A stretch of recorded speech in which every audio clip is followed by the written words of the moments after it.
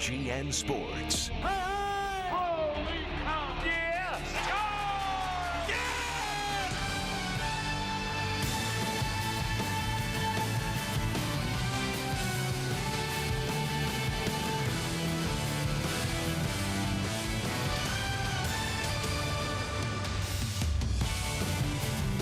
From Chase Field in downtown Phoenix, Arizona, Cubs baseball on WGN Sports. The Cubs and D-backs open up a critical three-game series. This starts the Cubs' final road trip of the regular season. And welcome inside Chase Field. Roof is going to be closed. It's still pretty hot outside. Jim Deshaies and Len Kasper with you. We'll talk about both clubs here in this segment. Let's start with the Cubs. They don't have an off day until Thursday. It will be their first off day literally in a month. Yeah, it's been a long grind, obviously, especially with all the rain we had in Washington, having to sit through those many delays. Some of the travel has been a little bit crazy, but overall the Cubs have performed pretty well during this long stretch, going 16-10. Offensively, they're down to what we're used to seeing from them, a little over 4 runs per game, especially over the last week or so. But remember, they have not had an off day since August 20th. Yeah, their pitching has been terrific. Arizona going in the opposite direction. They were in first place going into September, but they've had a brutal month, 4-12 since the final day of August. Yeah, and where the Cubs pitching has been able to cover for their lack of offense, that has not been the case for the Diamondbacks. They've really scuffled across the board, less than 4 runs per game. The starters have not been good. The bullpen has been atrocious with a 7.24 earned run average. Cubs with a 2.5 game lead in the Central, starting play tonight. And when we return, we'll talk about the starting pitchers next.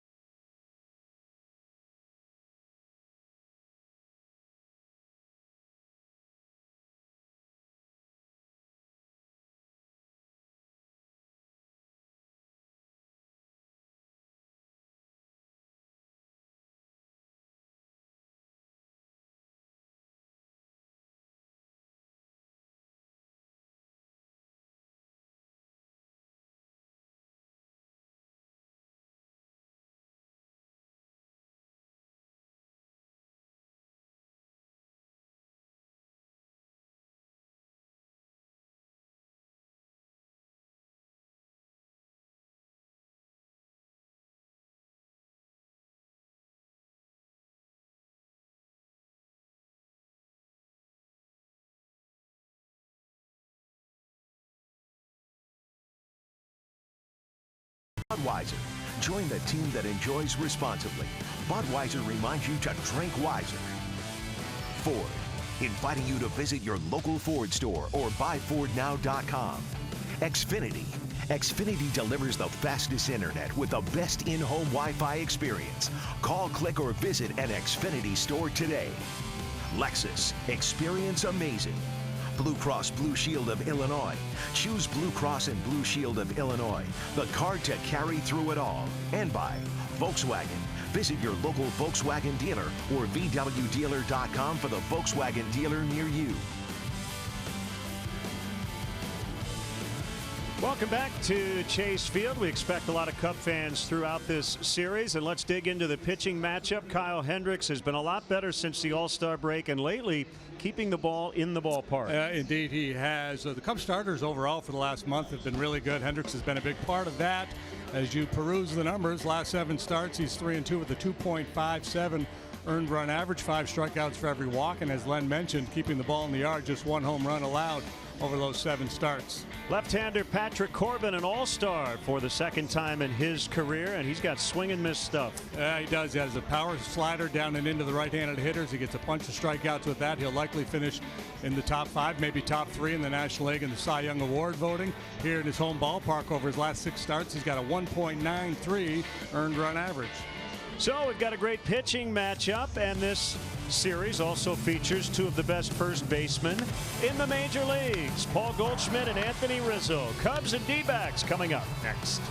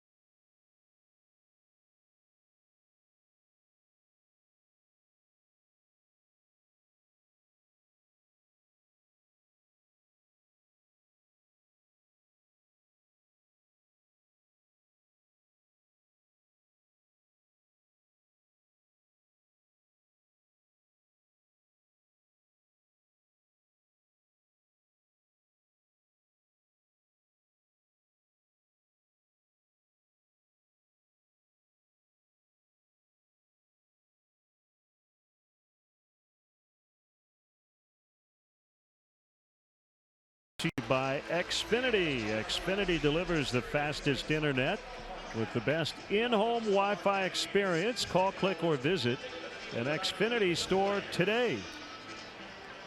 Now tonight's Cubs Southwest Airlines starting lineup a little bit short on the bench in this series. No Kyle Schwarber, no Tommy La Stella. They're dealing with back issues. Almora will get the start in the leadoff spot in center. Chris Bryant, excellent numbers in his career in this ballpark. Anthony Rizzo will hit third ahead of Javier Baez and Ben Zobrist, who's going to play right. Wilson Contreras back in the lineup, came off the bench yesterday, and we'll talk about that double a little later. David Bodie at third, hitting 7th. The pitcher Hendricks 8th, and Addison Russell, the shortstop, 9th. Here are the Diamondbacks defensively, and it's a good group. Left field, you'll find David Peralta, A.J. Pollock, very good in center. Steven Sousa Jr. plays right. Eduardo Escobar is the third baseman. Nick Ahmed, one of the better defensive shortstops in all the land. He's out at short tonight. Daniel Descalso, the veteran, plays right. Paul Goldschmidt is the first baseman. Alex Avila is behind the plate, catching Patrick Corbin, who is due to be a free agent at the end of the year. His timing is outstanding. He's having a monster year. He's going to get paid. He's 11-5, has an ERA of 3.05 as he makes his 31st start. League bats just .216 against them. He gets a bunch of punch outs, a bunch of ground balls. That's always a winning formula. He's allowed just 14 home runs all year long. How does he do it? Well, fastball, average velocity at best. He can maybe go a tick or two above average, but typically sits 90-91. But it's all about the swing and miss slider for Corbin. The ability to bury that ball down and in on right-handed hitters is his biggest weapon. So Almora will start it. And in terms of the slider and the curve, Corbin throws his breaking balls 50% of the time. Among all starters, only Clayton Kershaw throws more breaking balls. So with that as a backdrop, first pitch of the game is a fastball for a strike. That's his MO. Get ahead either with a get over breaking pitch or a good heater, and then start to expand, either backdoor breaker or for the put away pitch. A lot of times it's that back foot slider to the right-handed hitter.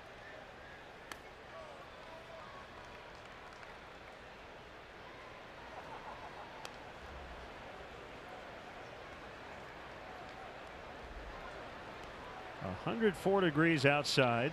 Roof closed tonight. It is 80 inside.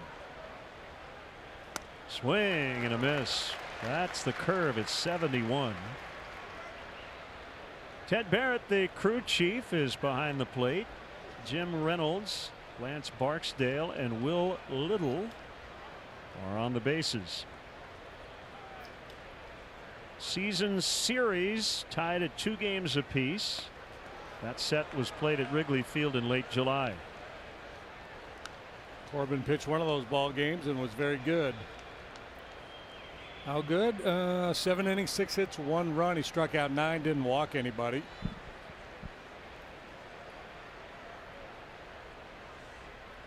Diamondbacks won the first 2 games of that series. The Cubs were able to win the next 2 as that ball is hit on the ground to the veteran Daniel Descalzo.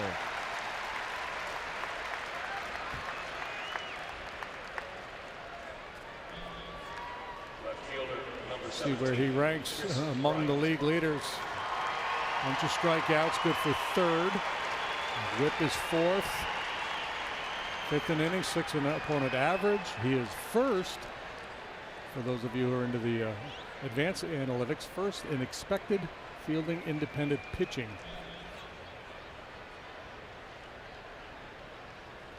Chris Bryant takes low and outside on a heater. So single off the bench yesterday. That xFIP basically says if you strike out a bunch of people, don't walk many, and keep the ball in the ballpark, you're really doing your job, and that's what he's doing. It's defense independent.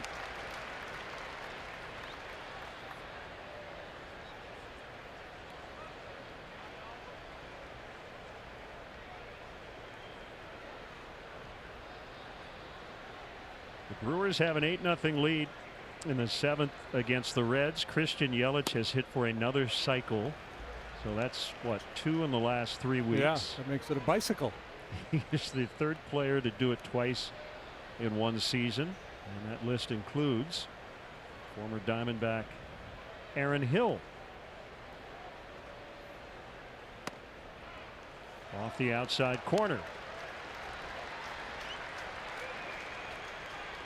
Well, normally you would think a lefty who has reverse splits, and he does in terms of the batting average. Right-handed hitters are hitting only .210 against them. Lefties .240. Normally that means real good changeup. That's not the case with Corbin. And he walks Bryant. So the Cubs have a base runner, and it will bring up Anthony Rizzo. Corbin has a changeup, rarely uses it. That's only the 8th walk he has issued since the All-Star break. Those splits I was talking about.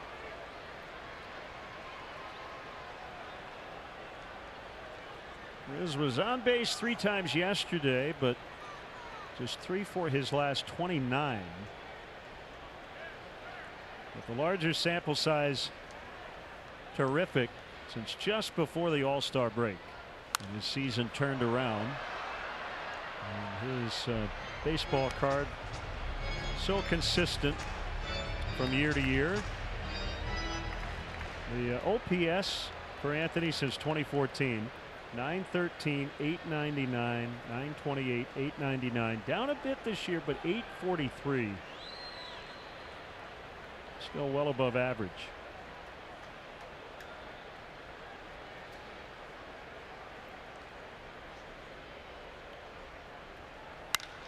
And he drills one into center field for a base hit. Bryant will stop at second base. And you can hear how many Cub fans there are in the ballpark. Yeah, you never know how many chances you're going to get against a guy like Corbin, so you better seize the opportunity. And the Cubs have a great chance here in the top half of the first. Walk, solid single, and now Baez up there with a couple of men on base. And look at our Lexus Run Predictor, brought to you by your Chicago area and Northwest Indiana Lexus dealer. The league's leading RBI man, Javier Baez, with 103 knocked in. Right man at the right time. 4 out of 11 with a home run lifetime against Corbin.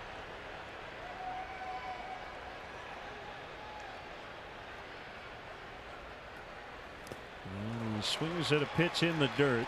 Javi did not start yesterday. Did go 0 for 1 as a pinch hitter. So he should be refreshed.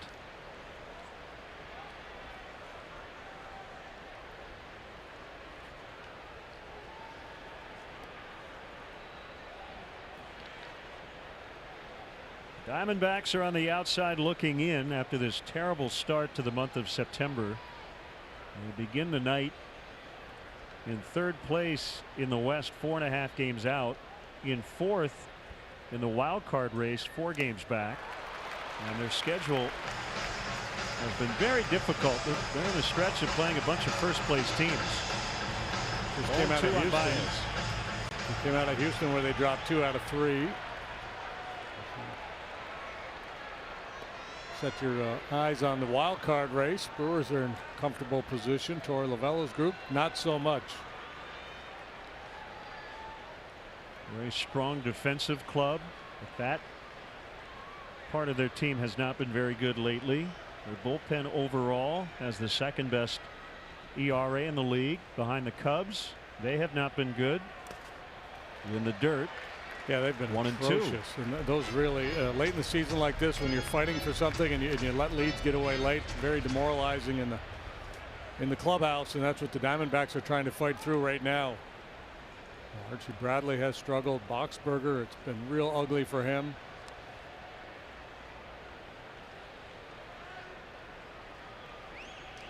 First inning scoring chance before Kyle Hendricks takes the ball. 1 and 2 on Baez with Zobrist on deck. The kick and the pitch and a ground ball to third. Foul. Foul ball. Javi must have been convinced that it was foul. He'd never dropped his bat. Corbin went back to that put away slider, but this one was up a little bit and Javi was able to get a piece of it. Corbin in the first inning has been outstanding. He's allowed just 3 all year. Yeah, we know Kyle Hendricks has struggled in the first. The Diamondbacks offensively score a lot in the first inning. So we'll see how that plays out.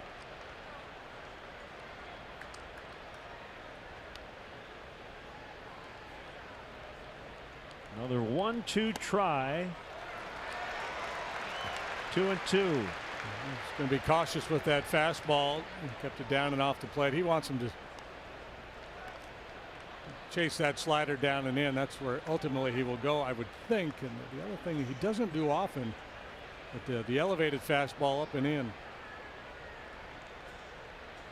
See, so far everything down out of the zone.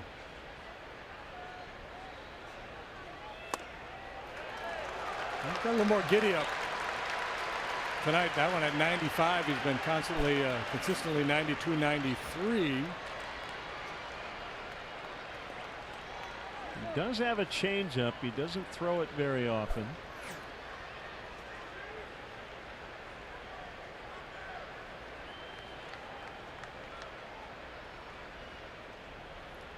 These guys all-star teammates, Corbin and Baez. 3-2, and he got him. And the slider for his first strikeout.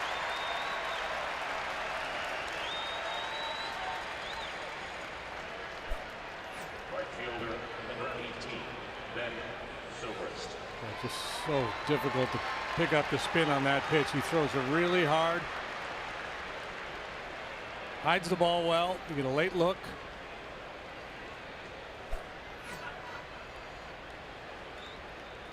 He'll face Ben Zobrist with 2 outs. By the way, the Christian Yelich note, both his cycles have been against the Reds. The other one was at Cincinnati. So whatever they're doing, they've got to change up their strategy tomorrow night. Down for ball 1.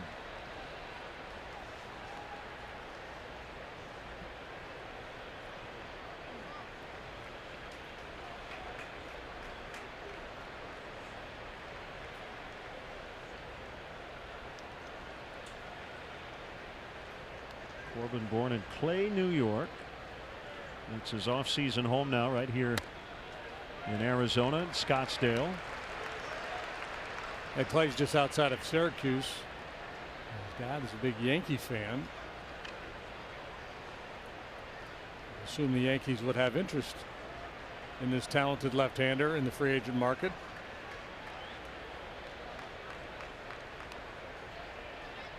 Two 2-0 on Zobrist.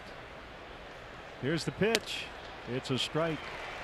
Very similar to where the first one was.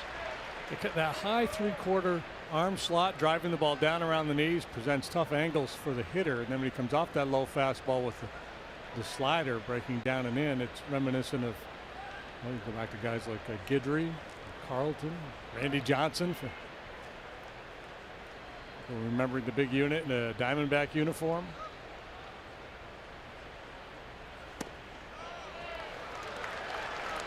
Now 3-1. Ben has hit .375 over his last 11 games. Hasn't walked a whole lot here lately, but that is part of his game, and he's got Corbin in a favorable count for Zobrist.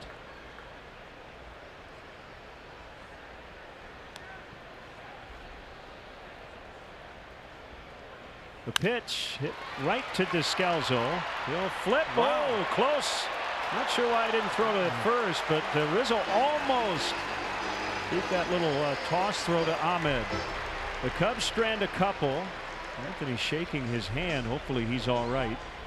And we will go to the bottom of the first. Cubs nothing. Diamondbacks coming up.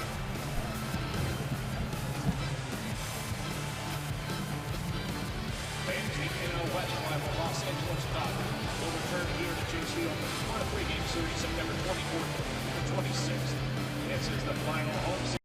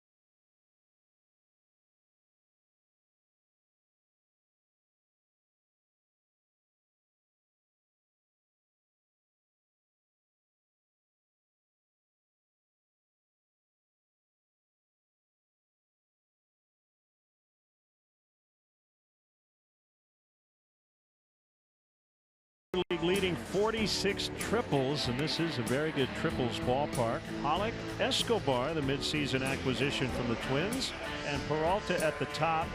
Paul Goldschmidt leading the league in OPS despite having a horrific month of May. Descalzo's had his best offensive season. Souza Jr. is in right, batting 6th. Nick Ahmed, Alex Avila, the former Cub, and Patrick Corbin rounded out. Cubs defensively. KB in left, AA's in center, BZ's in right. Bodie, Russell, Baez, Rizzo third to first. Wilson Contreras behind the plate. Our Blue Cross Blue Shield starting pitcher is Kyle Hendricks. Choose Blue Cross and Blue Shield of Illinois, the card to carry through it all. The professor is starting for the 31st time. He's 11-11 with a 3.71 earned run average. That has been trending downward of late. By downward, you mean better? Better, yeah. Down as in lower.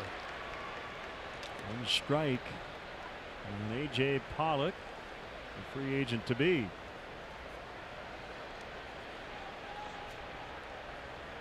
Another injury-plagued season. Missed 43 games earlier with a fractured left thumb. 0-2. Typically he's going to sink the fastball. Changeup is his best weapon.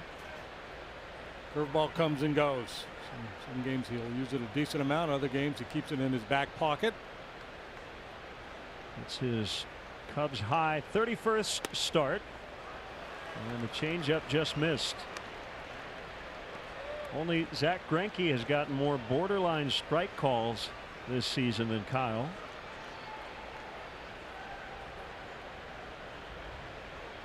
And he's getting more swings and misses here in the second half as well.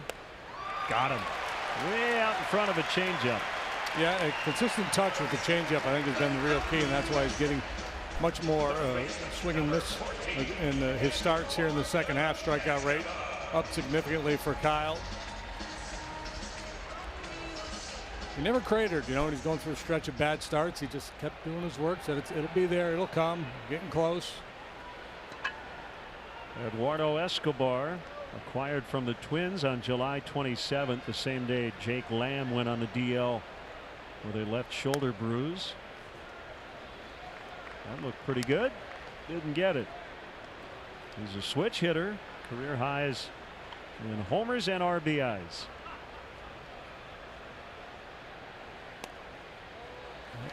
He's done a nice job since putting on the Diamondback uniform. Lately he has struggled, as so many of these hitters have. He's hitting a .193 here in September. Hendricks with a 2-0 pitch, swing and a miss on a change.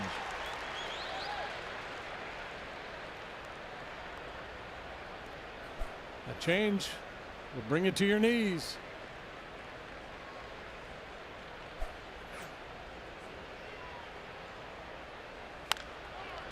On the ground foul past first, where Dave McKay handles their coaching duties, a former Cub coach.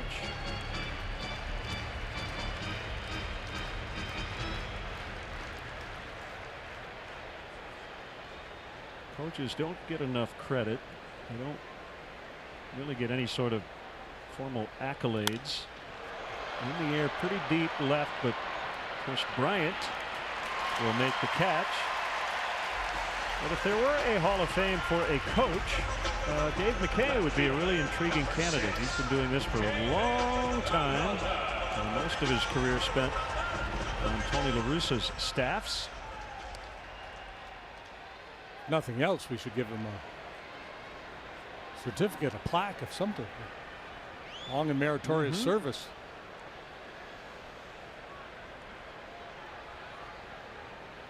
David Peralta. You know what they do get, though? They get a full share of a World Series share if their team wins it all. They do. It's a nice little perk.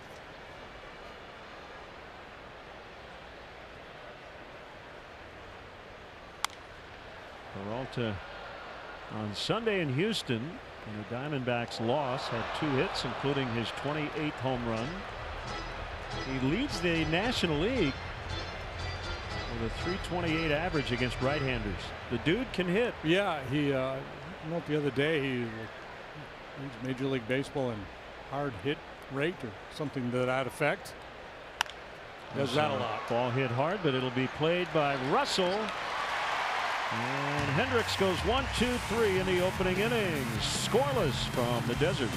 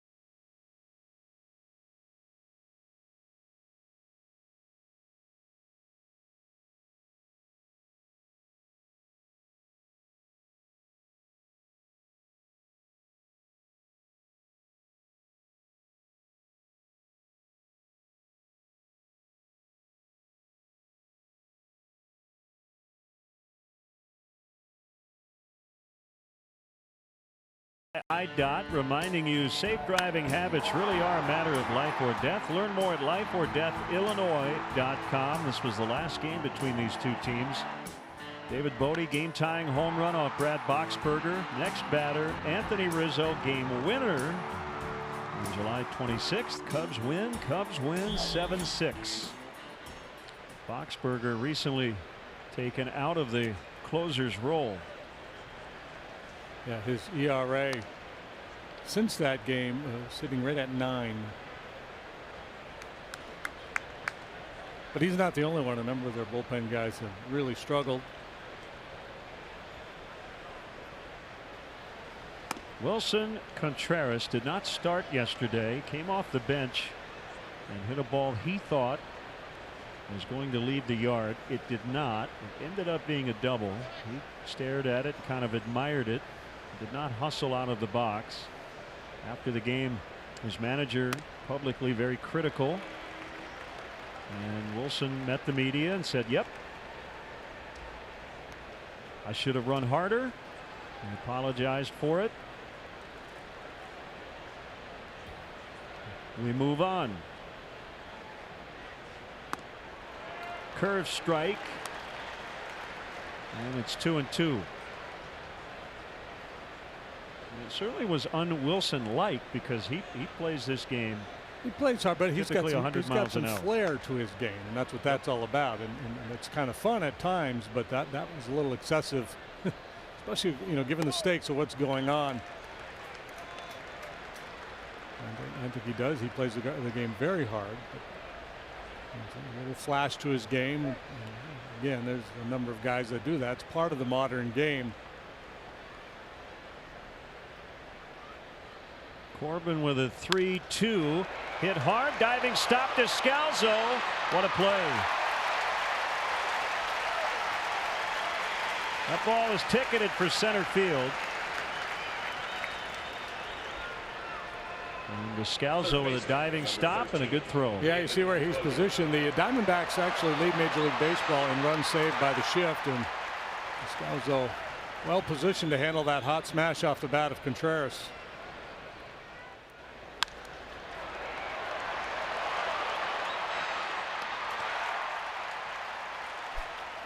Here is David Bodie, who hit that big home run to tie the game in July. And a strike called. David 9 for his last 78. That is a 115 batting average. But 7 of his hits have been doubles or home runs, and some big ones along the way. So he's made those hits count.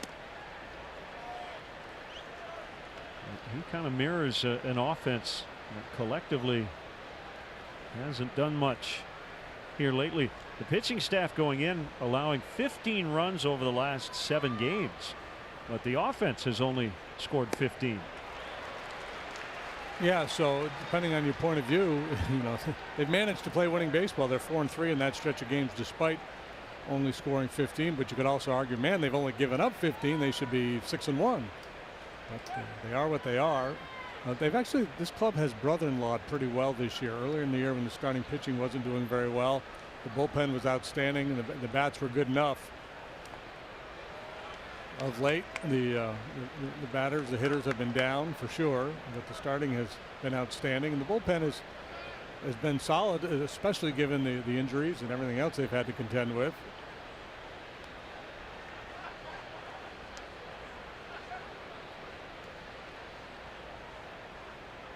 Corbin turns and fires on a 2-2, and it's too close to Bodie.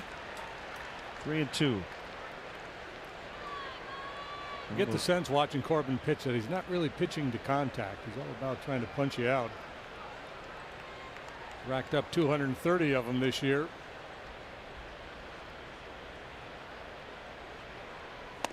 There's another one.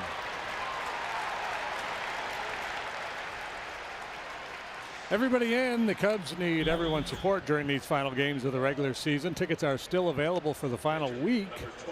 Games against the Pirates and the Cardinals. Get your tickets now at Cubs.com. This is the last hurrah. This is the last real road trip of the year. We'll come home from Phoenix and head back to Chicago and go play the weekend on the south side before finishing up at home.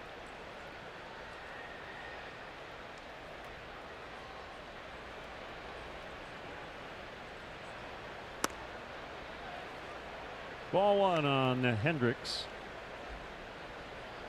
Game 150 for the Cubs.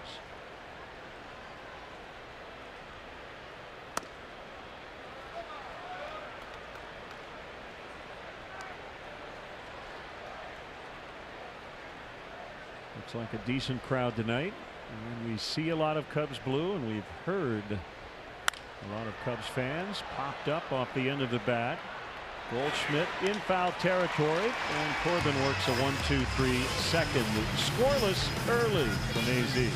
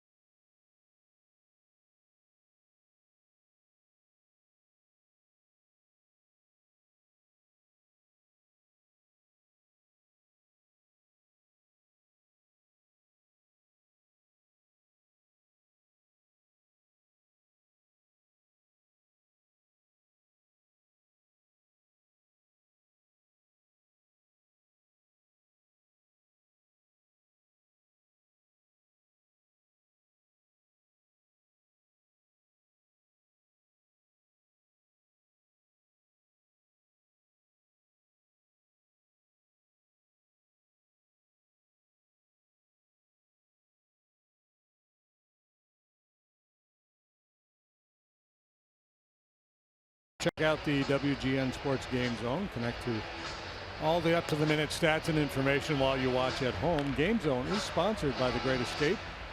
Pools, patio furniture, hot tubs, and more. Escape your everyday. Shop The Great Escape. Hey, Cub fans, Advocate Healthcare has all your bases covered with over 400 locations and 6,300 top doctors. Book your same-day appointment at advocatehealth.com.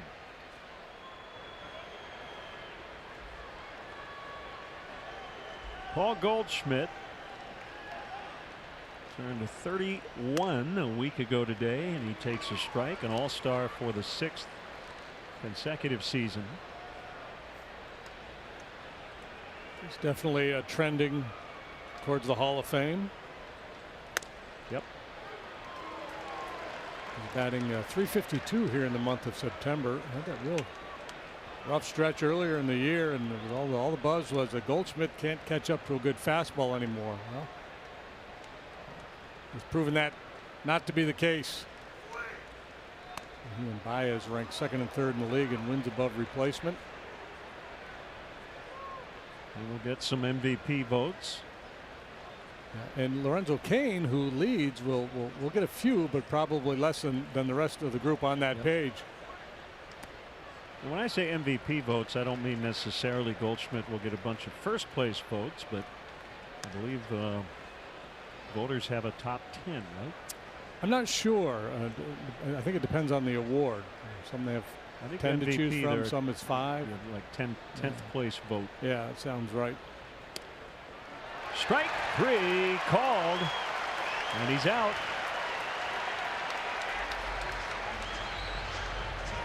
Well, you mentioned that stat about Hendricks working the edges, the borderline guy, and there you go.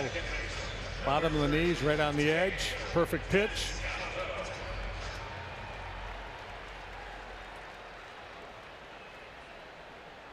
Diamondbacks had to deal with Justin Verlander yesterday, so they had his 97 across the letters. Now they got to deal with Hendricks painting the corners, featuring all that soft stuff.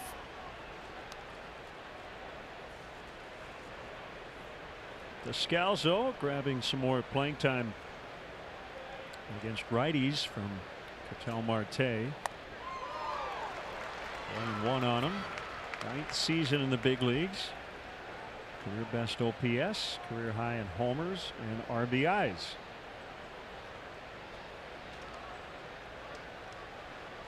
One serve by Hendricks has popped up. That's David Bodie. And that's out number 2. Check out the variety of luxury premier options that Wrigley Field has to offer, like the Dell EMC Legend Suite, which includes an all-inclusive suite experience, and best of all, a visit from a former Cub player. Suites still available for that final weekend set with the Cardinals. For details, visit Cubs.com/premier.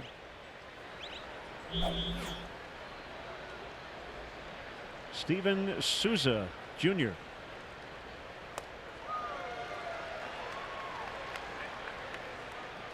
Better against lefties, but he's in there tonight against Hendricks.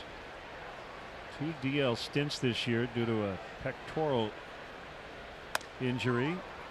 So this is only his 67th game. He hit 30 homers for the Rays last year. He has 4 this season.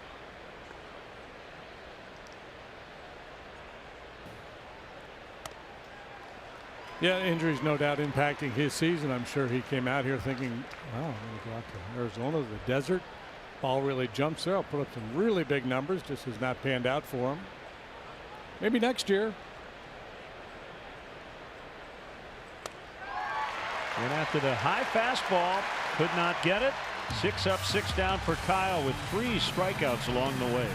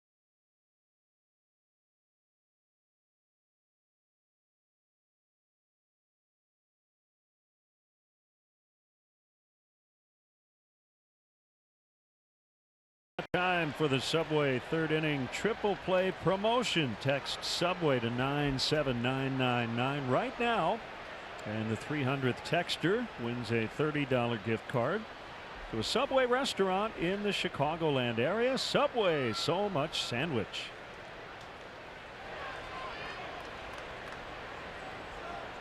Here's Addison Russell batting 9th, and he missed a curveball for a strike.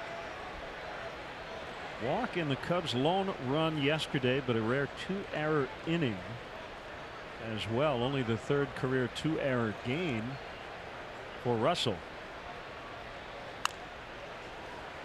Since 2015, Russell leads National League shortstops in defensive runs saved. Nick Ahmed is second.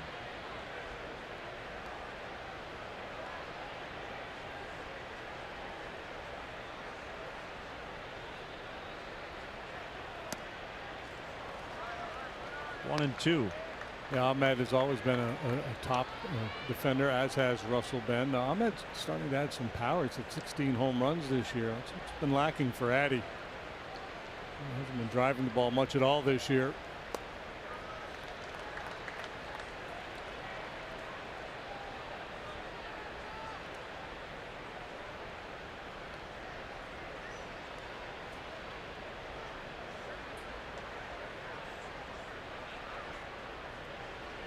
Two-two pitch, lined right to Descalzo.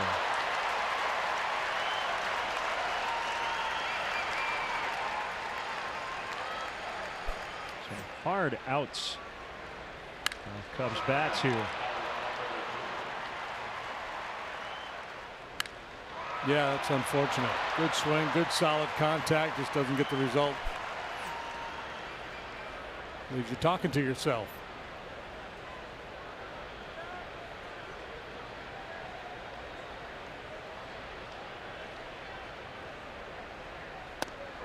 For a 66-mile-an-hour curveball.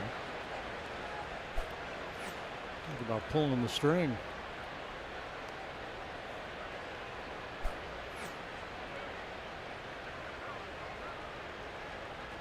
He had Albert smiling before he even finished his swing on that one. He comes back with the hard one. Buried a slider. That is nasty. Got the second highest swing and miss rate, behind only Chris Sale among starters. Mentioned the amount of breaking balls. And Kershaw throws breaking balls more often. Yeah, I think, you know, you look at Corbin, and this is kid when he first burst on the scene. Remember, 2012, 2013, when he first came up, or first really got a chance to be in a major league starting rotation. He had a heck of a first half.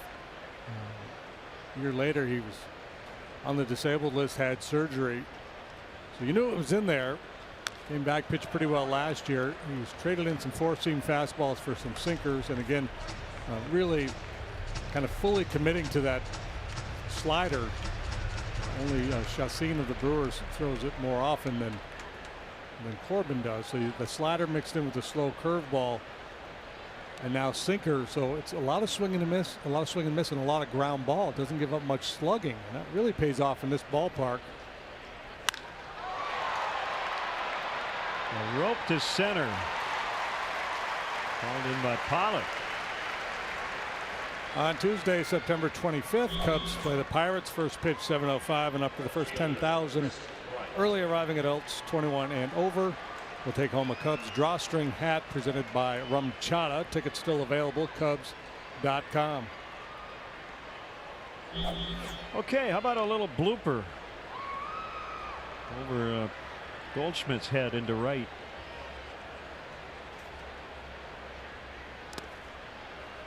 Ball one to Chris. Either that or hit one up there to Friday's Front Row Sports Grill. Of course you would take that. It's hard to defend both those.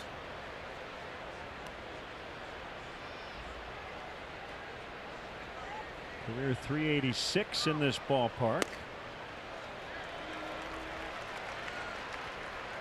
Since he was on the DL, he's hit .298.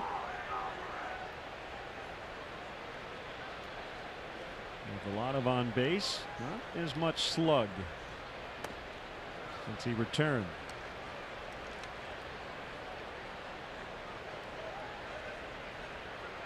Been playing a lot of outfield here lately. He's in left tonight. Might see Jason Hayward in the lineup tomorrow night. Right-hander Matt Andriese will start for the Diamondbacks.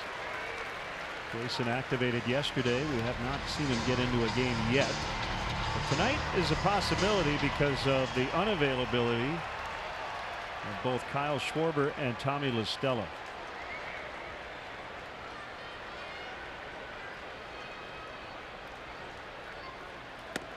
called strike 3.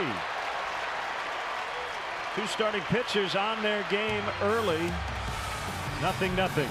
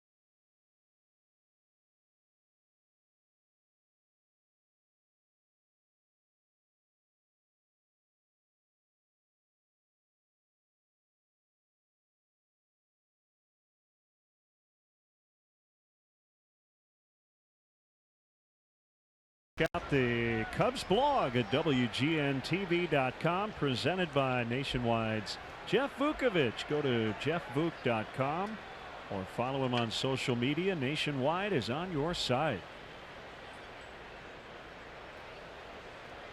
Scoreless tie. Chris Bryant with a rare show of disgust as he was called out on strikes to end the top of this inning. Nick Ahmed takes a strike.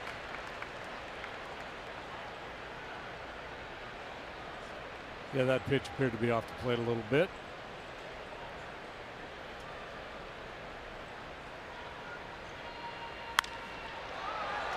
In the air to right, well hit, and Zobrist will haul it in on the warning track.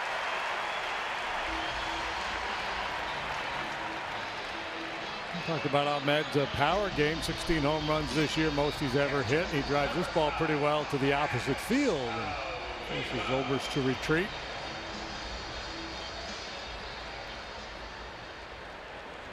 All's well that ends well. They have a new humidor here. We are at over 1,000 feet of elevation. Only Coors Field in Denver is situated farther from sea level. I was reading about the humidor story in July as Alex Avila, the former Cub, takes a strike. Torey Lovello quoted the data he saw that exit velocity was down about 0.2 of 1 mile per hour. The home run fly ball ratio down a bit.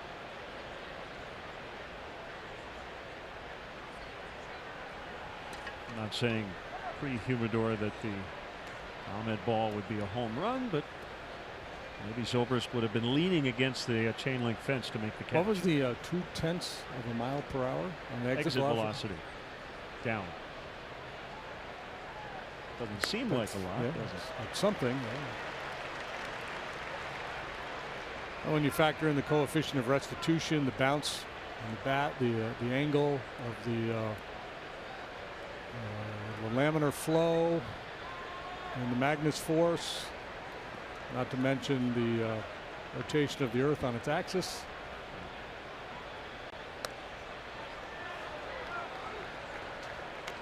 Barometric pressure always seems to factor in.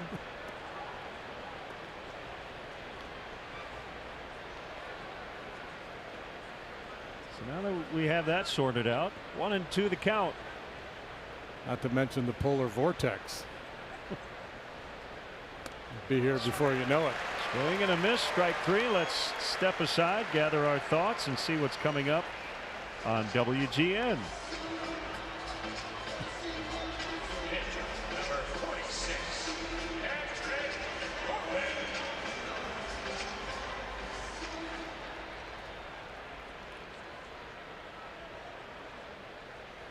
Back here inside Chase Field. Opener of a 3-game set. We're back with you tomorrow night right here on Channel 9. What you don't hear, and we've always heard, the ball travels well here. Draws some comparisons to Coors Field with the light, dry air. But you don't hear pitchers complain about spin on the breaking ball as much here, if at all, like they do up at Coors Field.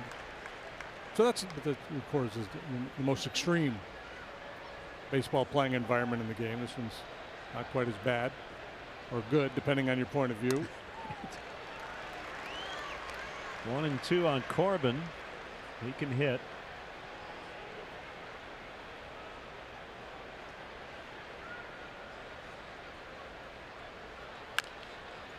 Offensive swing there. On that dirt, it bounces right to Hendricks. 1, 2, 3 times 3 for Kyle to start the game.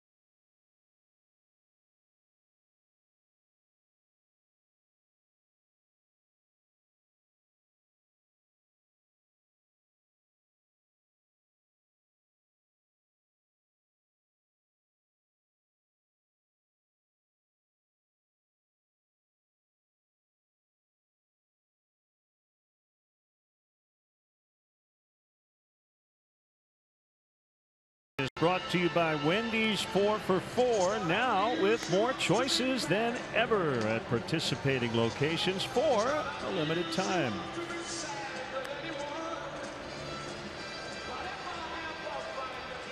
Come out and show your school pride with specially priced tickets to see the Cubs play the Pirates Wednesday, September 26th. Fans who buy tickets through the Community Nights page will receive a special Cubs hat in DePaul University colors. To purchase tickets, visit Cubs.com/Community Nights. Game in Milwaukee is over. 8-0 Brewers over the Reds. Christian Yelich with a cycle. Brewers just lost 2 of 3 over the weekend to the Pirates. Back to their winning ways tonight.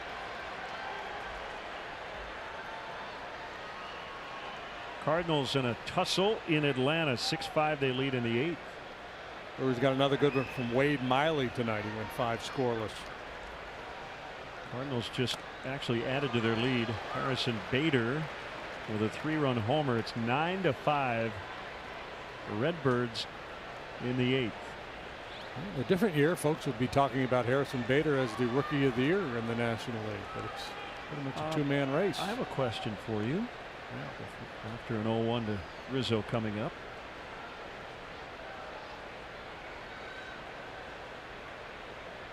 Saw some Twitter stuff about the American League Rookie of the Year race. I mean, Ohtani should be unanimous, right?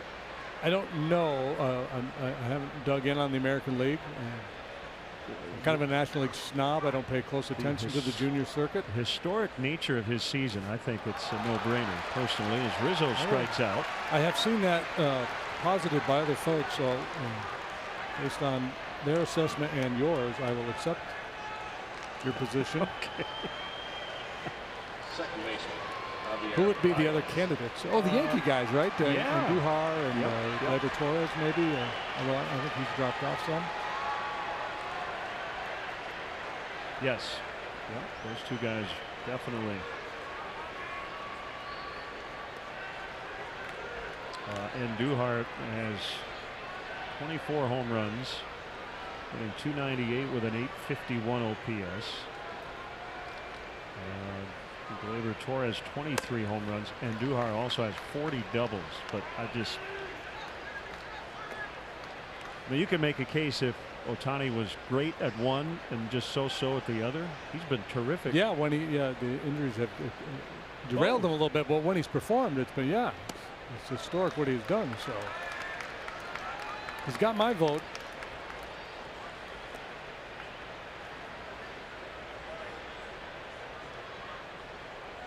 And I know sometimes when you have a player come over from Japan. Ground ball hit to the shortstop, Ahmed, who might be 27, 28, but have played a long time in Japan. Some people think that's unfair that guy would win the Rookie of the Year, but Ohtani's 24. Right, he's not a guy who has a lot of experience previously. So. He's not tainted by experience like some of those other guys. Not going to come over with the taint of experience on them. He did play 5 seasons over in Japan, starting when he was 18. Now Zobrist with 2 outs. And that's into the corner. And Ben on his way to second. It's a 2-out double. Well, we were talking about Zoe the other day. We've been talking about him a lot because he's having a heck of a year. How normally he's a patient hitter, takes a lot of pitches, but in certain situations he'll look to ambush. He'll go first pitch, and the perfect time to do it. 2 outs, nobody on. You're looking to slug. You get a fastball out over the plate, take a whack at it, see if you can get 2 bases. Look at that swing. Shoulder stays in, stays on the ball. A clinic.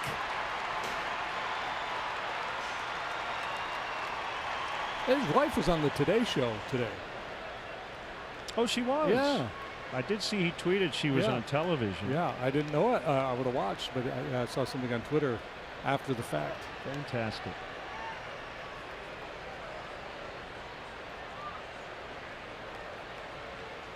The tweet was Zoe in his hotel room watching the show in the background. He was very excited.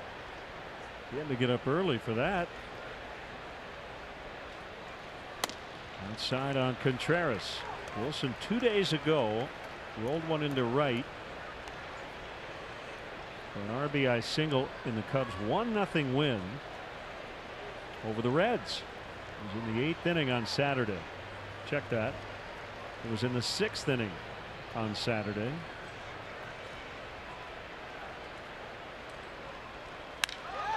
High drive to center, and he's busting it. And Pollock makes the catch, and it was almost in the same spot where he hit that ball yesterday at Wrigley Field. But it stayed in the arm. It's like the baseball gods just like smacked him down. That's unfortunate. 2 real good swings here for Wilson, coming on the heels of that really good swing yesterday. So even though the result isn't good, it could be a sign of good things to come.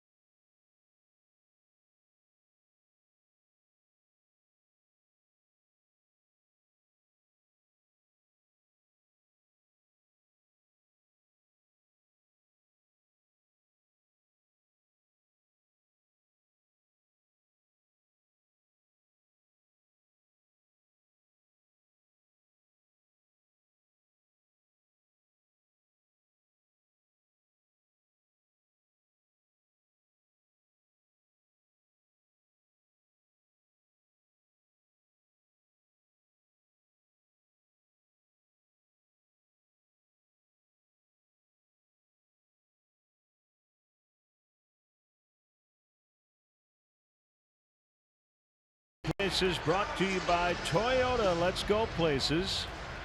And Kyle Hendricks saves his best for last. And counts the most.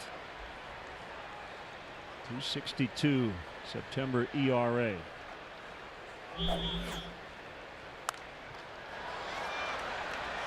Pollock pops it foul and back to the seats.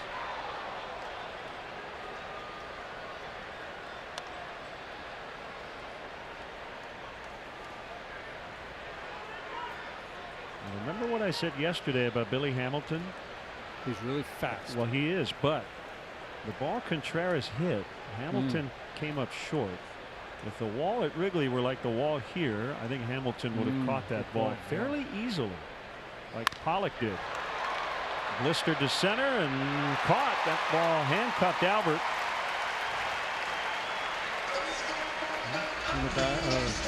Turnabout fair play. Diamondbacks make solid contact, but it settles into the glove of Almora out there in center field. A little late adjustment on the route.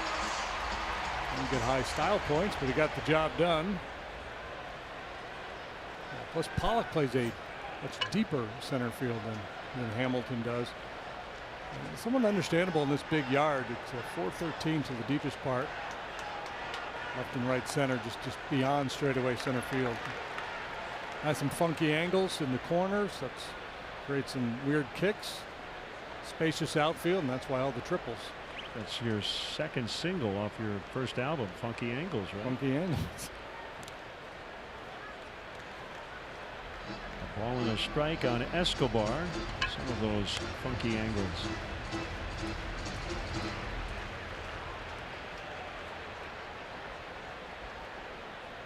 See the number. I don't know what's the dimension down the line here. That's the first hit for the Diamondbacks, and it will be a double for Eduardo Escobar.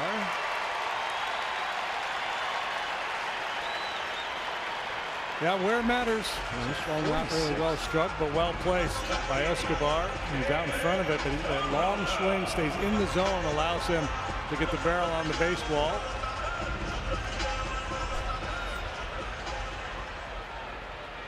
He has 46 doubles. Only Alex Bregman, who went into tonight with 50, has more. I think that would qualify as being a doubles machine.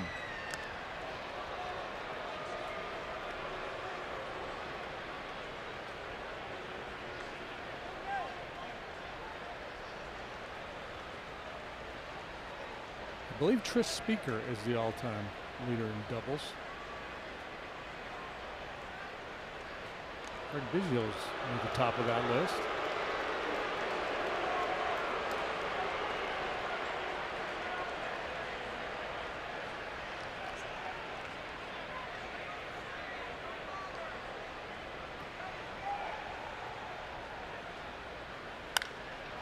A high pop fly for Zobrist. Escobar tags, and he will make it with 2 outs.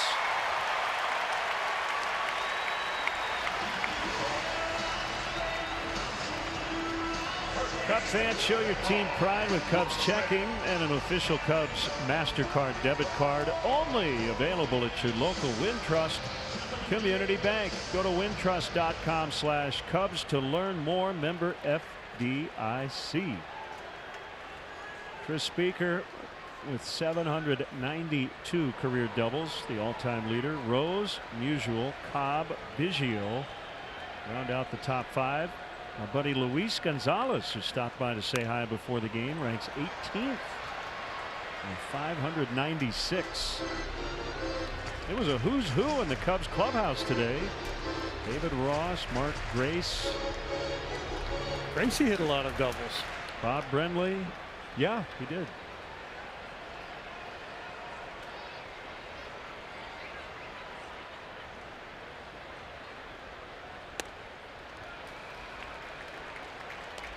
One and one on the very dangerous Paul Goldschmidt. Yeah, seems to save his best for the Cubs too. He's done a lot of damage against Cub pitching, slugging better than 700. Career 358. batting average against the Cubs. Still 1-2. Just caught him looking the first time. Soft down around the knees, outside part of the plate. This time he runs that fastball in on his hands. It's a pop-up foul.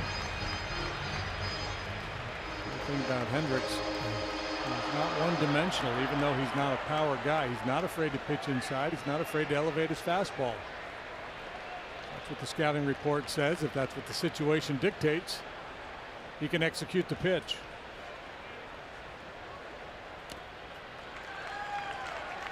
'89 on the fastball, but in the dirt. Goldschmidt due to be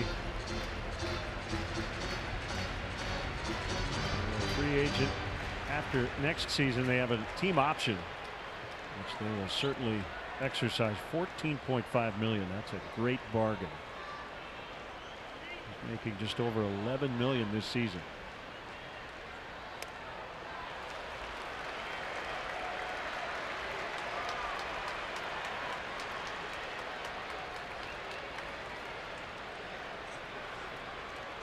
Jim Hickey looks on, 3-2 on Goldschmidt.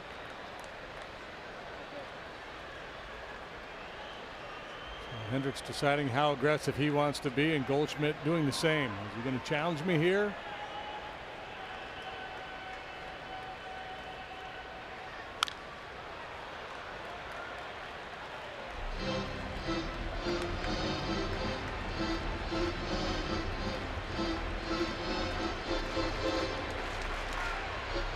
Diamondbacks as close to must-win territory as you can be with 2 weeks to go. The Cubs know that the second-place Brewers already won their game tonight. And Goldschmidt takes the walk. A lot of guys swing at that pitch. Yeah, he fouled off the previous fastball, and I think Goldschmidt just made up his mind. He's not going to come back with another heater here. He was ready for that changeup, because if you're not, you likely chase. A good battle there between two very smart competitors.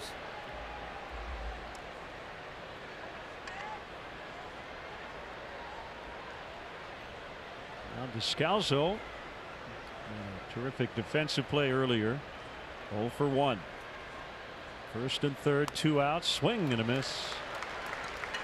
The NL West and the Dodgers have a big advantage in terms of remaining schedule. They have a lot of games left with the Padres and the Giants.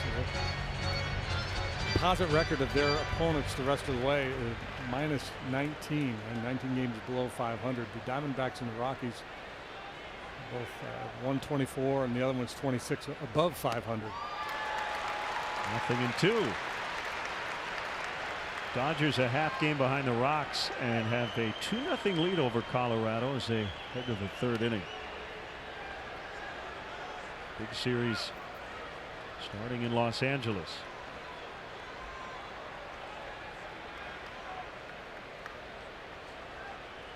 Goldschmidt dives back in safely. First time in this inning the Diamondbacks have had even a base runner. Double by Escobar with 1 out was their first hit. And then Goldschmidt walked with 2 out.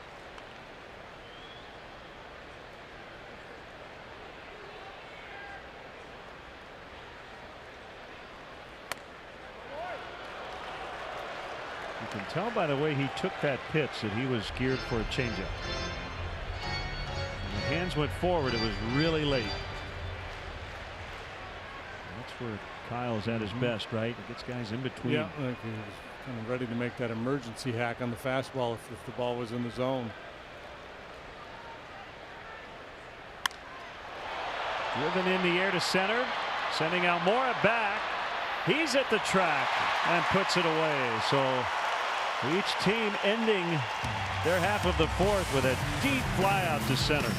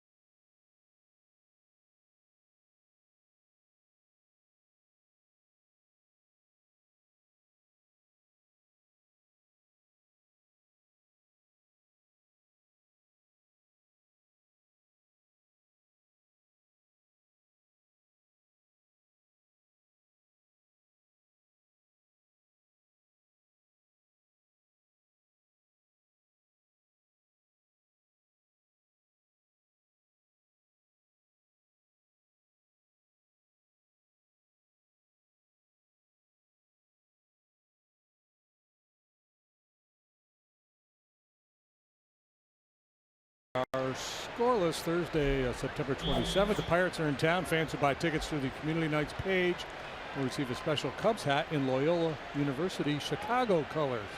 A portion of net benefit to Loyola's undergraduate scholarship program. Purchase tickets. Visit Cubs.com/Community Nights. David Bodie leading off the Cubs' 5th inning. You mentioned scoreless into the 5th, which is correct. Every once in a while someone will say there's a score, it's 0-0. Well, no, neither team has scored, thus scoreless.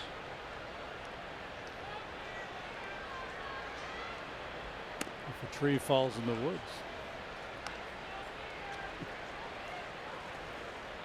Yes. Doesn't make a noise. If there's nobody there to hear it. My answer would be yes, but some would say no.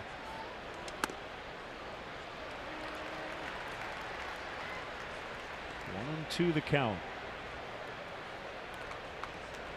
29 years of age, 6'3", 210.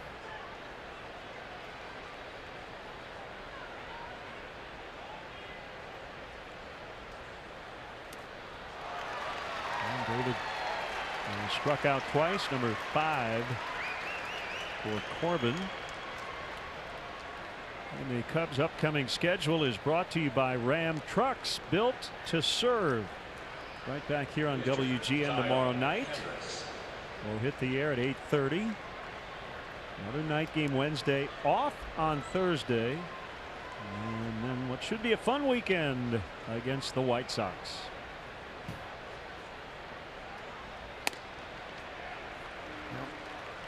A lot of times I would argue you should run a couple left-handed hitters up against a lefty just to take away his changeup.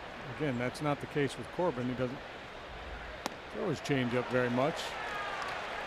He uses that slow curveball as an off-speed pitch. That, however, might have been a changeup right there. But I do think that it would be worth a shot to put another left-handed batter or two in the lineup against him, just to take away his best weapon, which is that swing and miss slider down and into the right-handed hitters. Because he gets locked in there, man, and it's one after another. Back-to-back Ks. And here's Russell.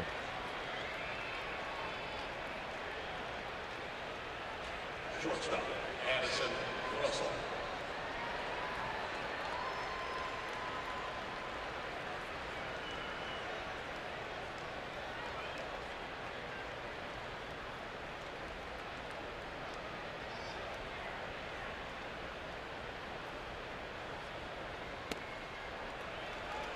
Curved him. It's 0-1. The strikeout to walk ratio since the All-Star break is better than 11-1.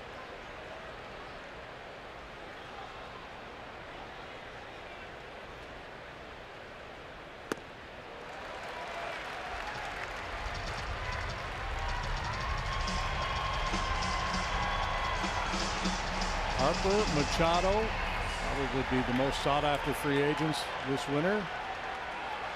This guy might be number 3 on the list.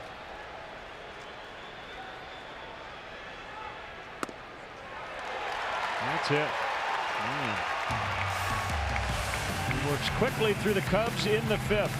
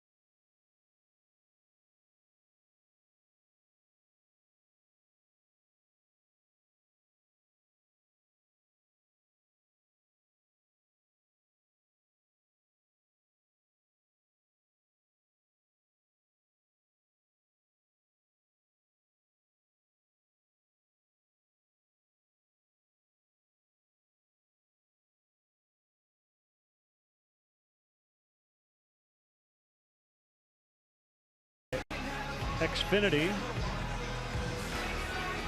These two starting pitchers kind of going about it in a different way. Corbin starting to strike everybody out. Back to 10th pitch. 9-strike 5th inning. But we remain scoreless into the bottom of the 5th. Two struggling lineups, two talented pitchers, both on top of their games. A string of bagels on the scoreboard.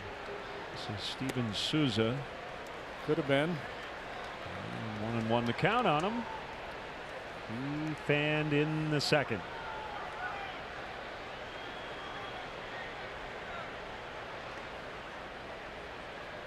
Similar batting stance to Chris Bryant and Paul Goldschmidt.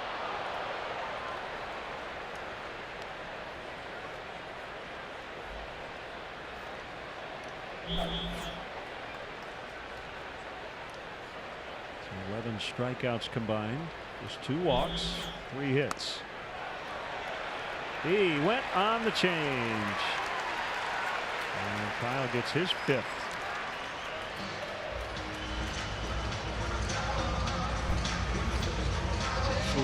He's a mess.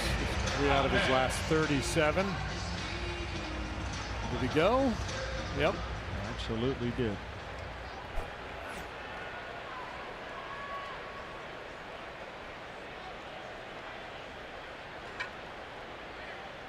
Ahmed flying to the warning track and right.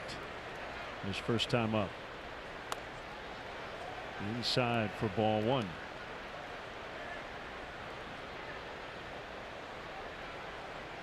Got Dartmouth against UConn. Oh, that's right. Ahmed's a UConn grad or attendee at least. Behind the bag, Bodie sets, throws on a hot Rizzo. Can't quite get it. Should be a hit.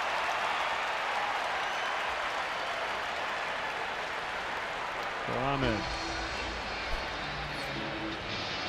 Good look at Bodie retreating to try to find that hop, so he really has to steam this throw across the diamond. Riz normally going to pick that one for you. Not an easy play. It'll be a base hit for Ahmed, who runs well. Oh, they're going to call it an error on Bodie. Okay. I don't know if I like that call.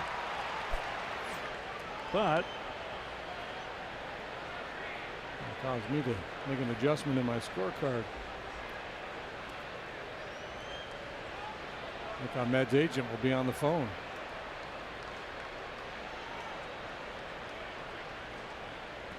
David now playing between Rizzo and Baez. And it's the struggling Alex Avila who's been better lately. Ground ball. Bodie. Russell. And he threw it away. Addison's had some throwing issues here the last couple of days. And he might have rushed it when he didn't need to. No error on the play, but a double play that should have been turned. Is he okay? Bothering him physically right now. He had a long way to go to get this feed. I wonder if his shoulder's bothering him. It was previously, and it would explain these throws.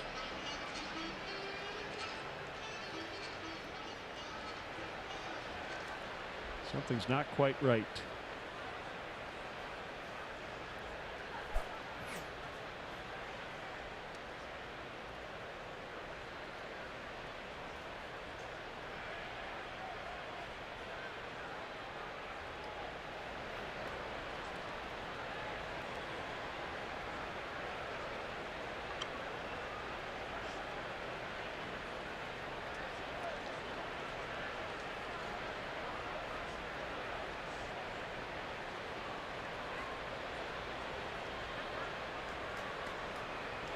They're going to let him stay in the game here.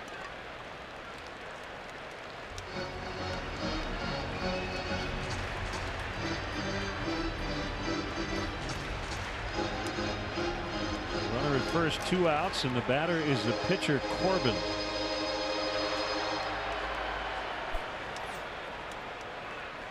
Yeah, I couldn't tell watching that replay. I couldn't see, him flinch or grab anything or favor anything immediately after the play.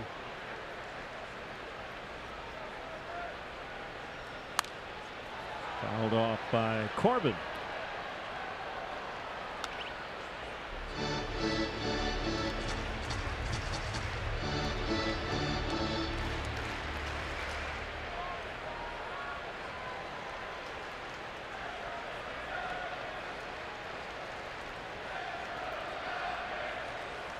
Here's the pitch. Just missed the corner. Good try by Kyle. That's where he likes to live.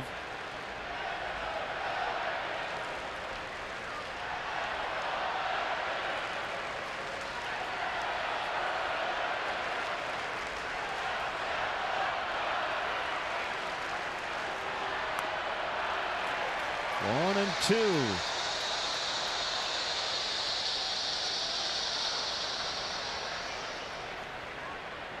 Kind of funny, Cub fans root for Russells and Wilsons, but Bears fans are not tonight.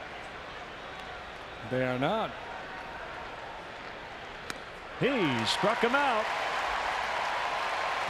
Corbin and Hendricks shutting out the other team through 5.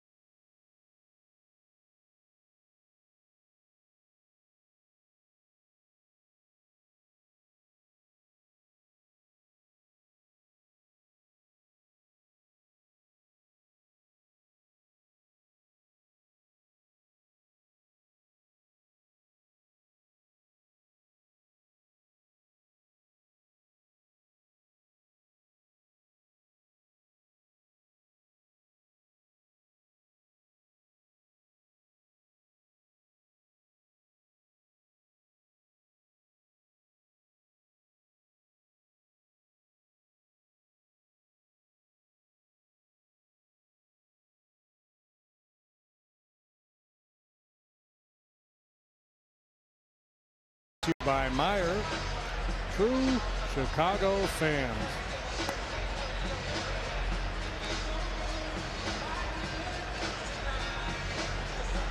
Cub fans, do you know what tickets you want for next season? Here's your first chance to secure those seats for your must-have games for the 2019 season. Visit Cubs.com/deposits to get all the details. 6th inning. Nothing ball game. Corbin just struck out the side on 10. 2 strikeouts for Hendricks in his half of the 5th. 3rd time through the order now, starting with Albert Almora. First 2 innings for Corbin, 39 pitches, 19 strikes, 20 balls. Last 3 innings, 34 pitches, 26 strikes, only 8 out of the zone. Or at least out of the zone that didn't induce a swing and miss. First pitch, slow curve, and he got the call on the outside.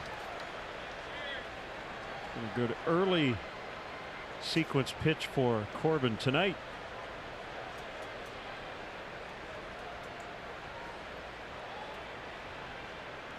Coming back on an 0-1, tried some heat, and it's outside. Yeah, I don't remember him featuring that big slow curveball in his start at Wrigley.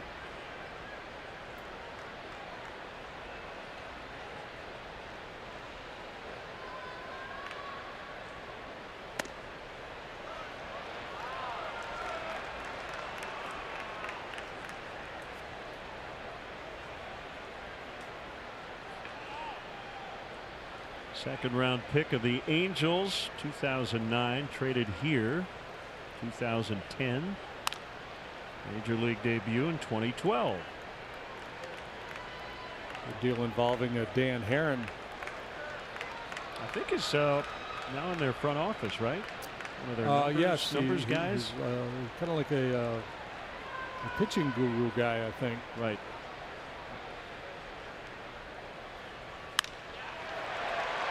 A liner's going to drop. Souza played it conservatively. Probably the right play. Didn't want to let that ball get by him. Yeah, if you're heading towards the middle of the field where you've got some backup, maybe going to be a little more risky and leave your feet, but heading towards the corner, if you leave your feet and it gets by you, it's 3 bases for sure.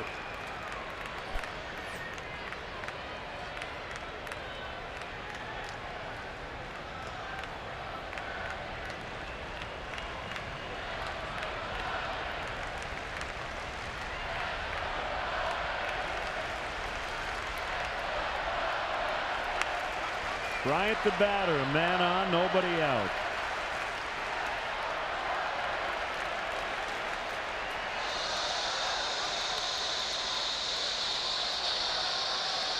StatCast AI powered by AWS. Most of Bryant's ground balls are to the left side.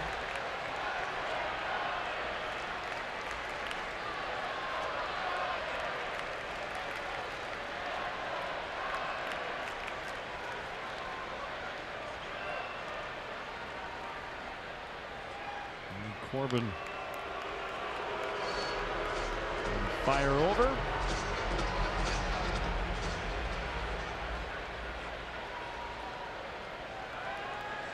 Well, we talk about 3 true outcomes: walk, home run, strikeout.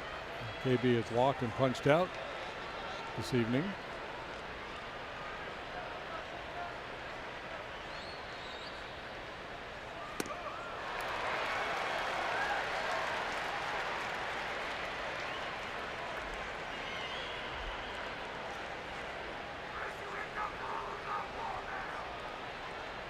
He has not gone deep yet since coming off the disabled list, but he has made a good bit of hard contact.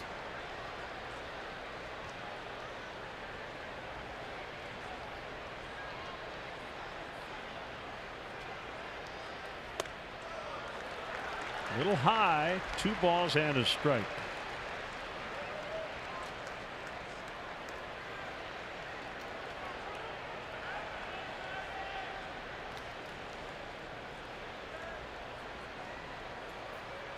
Wide open right side of the infield.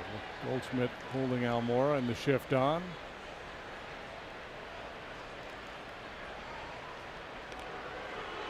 Does that mean you should try to guide one through there? Probably not. Change your swing, change your mechanics.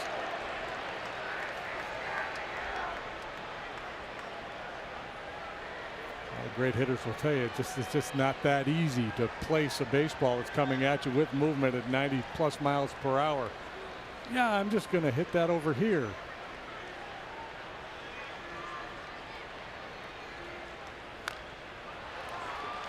Especially with that approach, you're basically surrendering any chance of driving the ball and getting extra bases.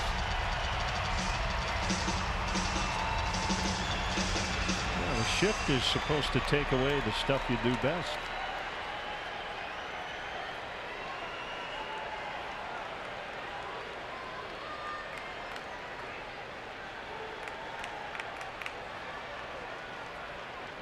Now Morris singled to start the inning. Now 2-2 on Bryant.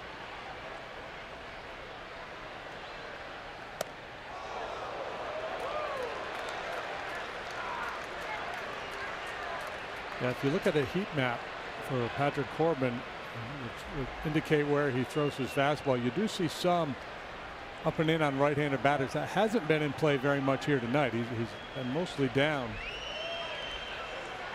He got a little more zip on his fastball than I gave him credit for too at the start of the ball game.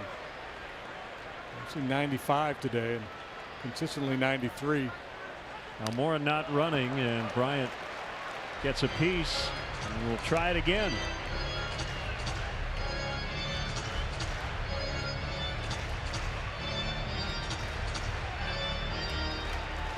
Big ball game. The Brewers won tonight. The Cardinals have a big lead in the ninth.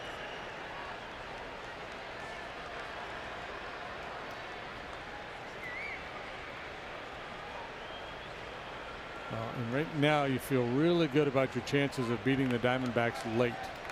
The bullpen ERA here in September, it's over 7.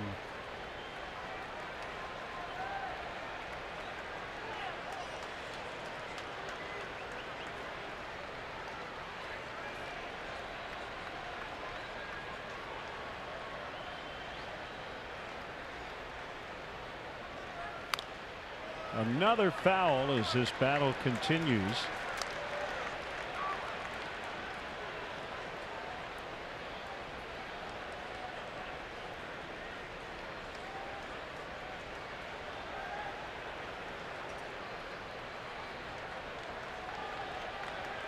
Joe really proud of his group here during this stretch without any scheduled off days. I showed you in the open 16 and 10.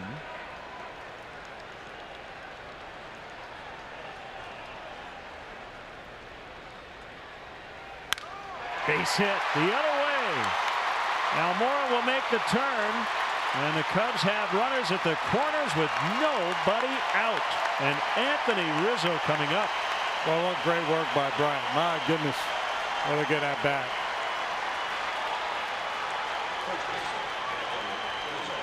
And it is our 4th drive of the game.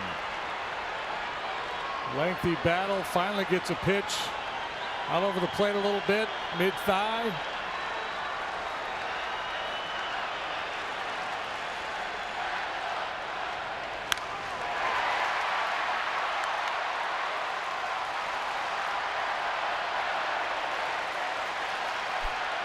Diamondbacks will bring their infielders in. Maybe on a real sharply hit ball up the middle, they might turn 2, but they have the option of throwing to the plate.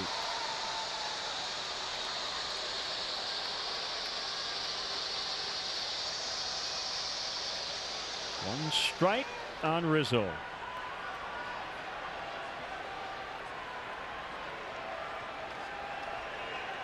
Tied for the National League lead. 15 game-winning RBIs.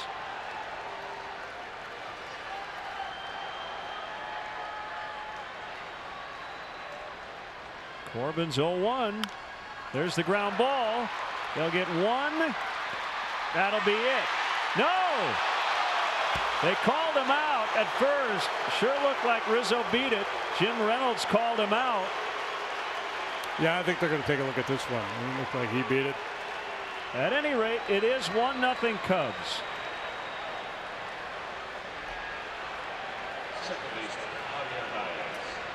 Corbin gets his ground ball, but not in a good enough spot where he could get 2. The hustle of Rizzo, he's safe.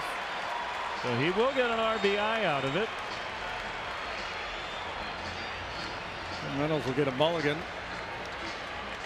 Cubs will have the lead. Well, they're going to have the lead anyway, but they're going to have the lead. They're going to have a safe Rizzo. This might be one of the shortest replay reviews. I think one look will tell them.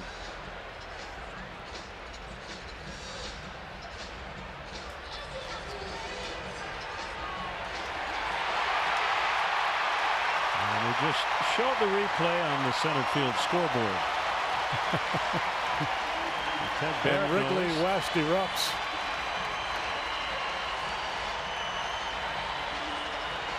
But the umpires here cannot make a call based on the in-game video board. They have to send it to New York.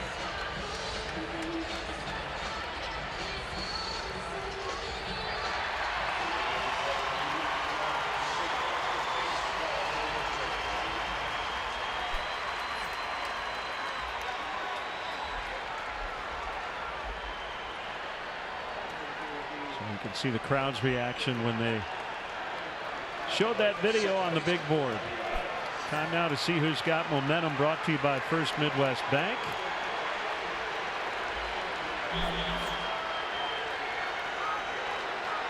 MVP candidate Javier Baez. First Midwest Bank connect with a momentum maker today. 1-0 Cubs lead, 6th inning.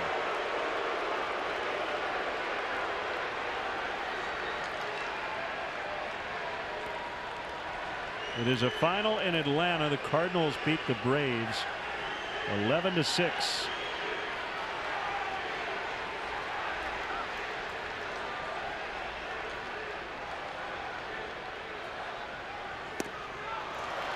Swinging strike on Baez.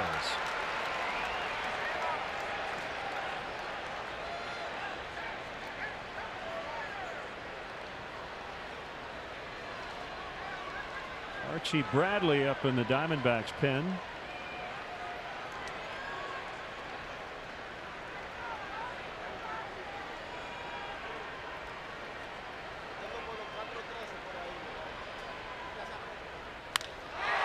A swing and a blast out in the deep left center.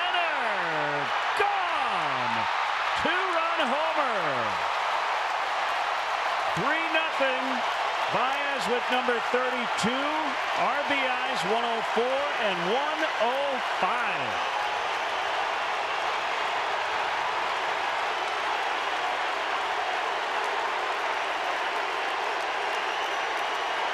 We have seen a lot of Cub-friendly road crowds, but I'm not sure we've seen one like this. This is remarkable.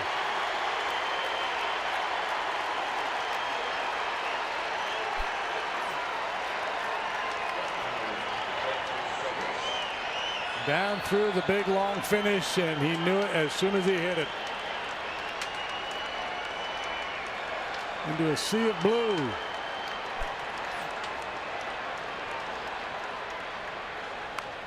Bunted by Zobrist. Avila will collect and get him.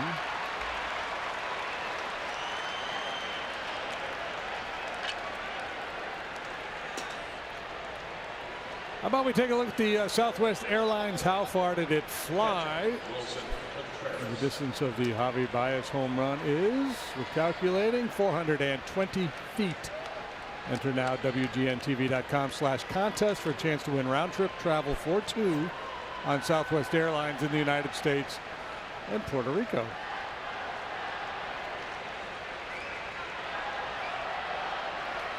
Three runs in. 2 outs now, nobody on. And Contreras takes low.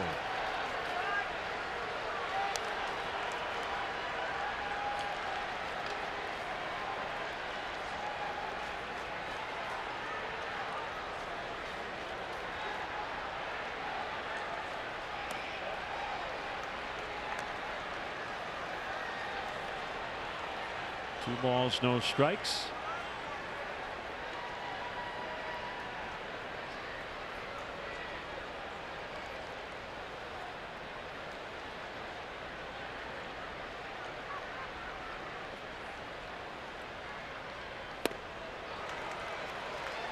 And 2-1.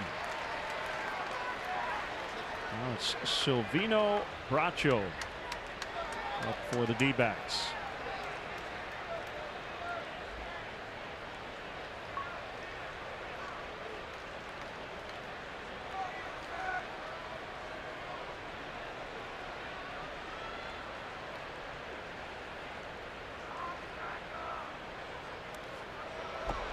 That's that one. 3-1.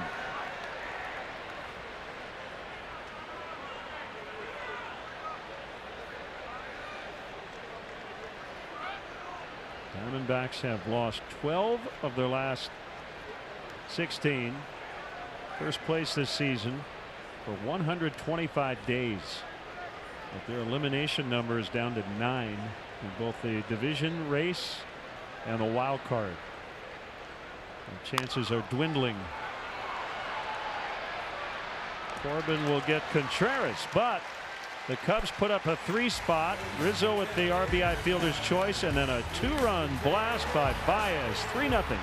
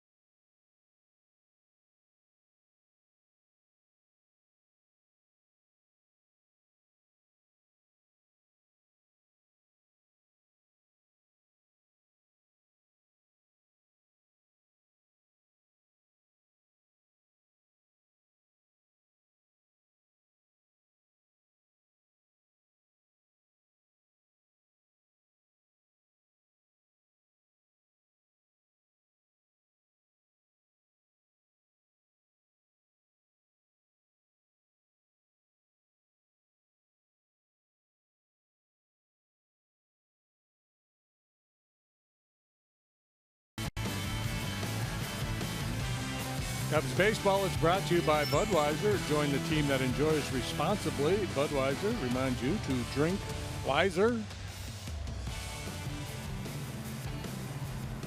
3-0. 2 runs coming home on the Baez home run.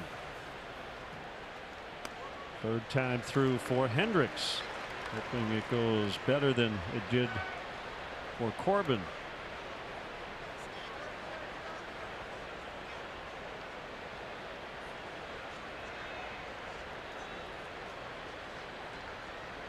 One strike offer, and it's low.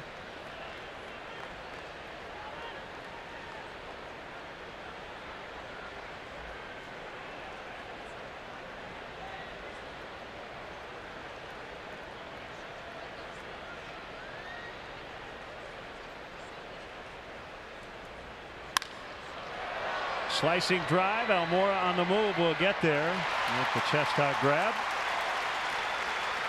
Pollock has gone 0 for 3 with 2 hard lineouts. And if you missed what transpired earlier, pitchers dominating into the middle innings. Cubs put up 3 off Corbin in the top of this 6th. A 1-out double by Escobar in the 4th, the only hit of the game for the Diamondbacks. Little punch shot down the third baseline.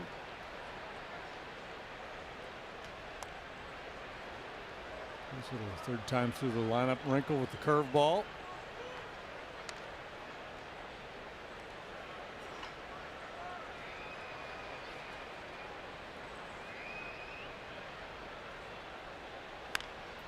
Hook foul to right.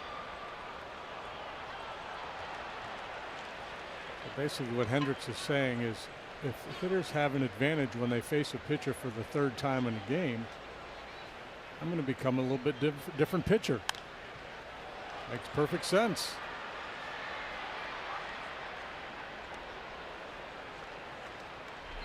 Hey, remember when we had Eric Burns on? Yeah, making a cross-country trek. He made it. He made it back to Secaucus, New Jersey. Pretty cool.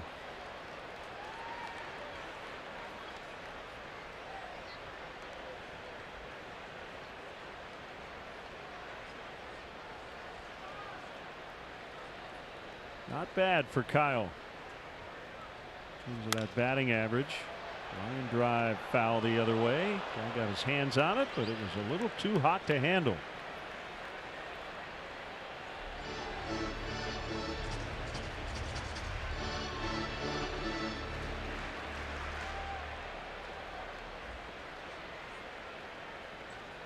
Another 2-2 swing and a miss. Let's step aside and see what's coming up on WGN.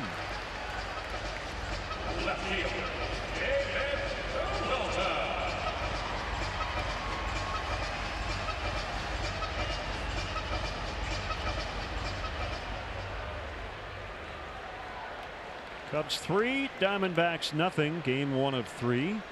And we are right back with you tomorrow night here on WGN for Game 2.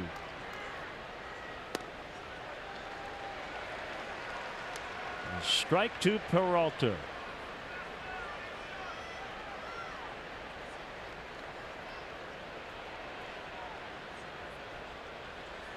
Brandon Morrow could be back fairly soon, maybe in this series.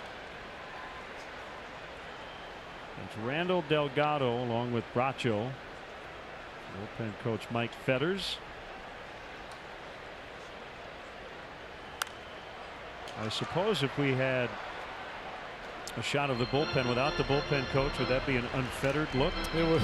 I think it would be, yes.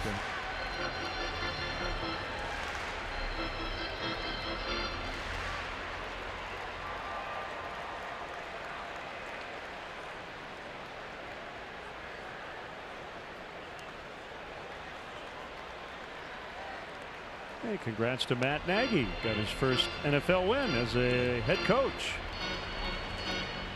Got Manatee ball. Win over the Seahawks. The Bears are a half game out of first. They're playing 500 ball right now.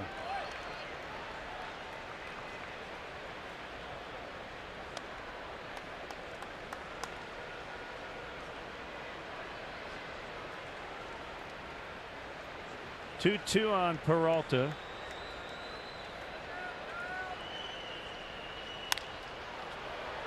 In the air to left. Here is Bryant, and a nice shutdown. 1-2-3 for Hendricks. 3-0.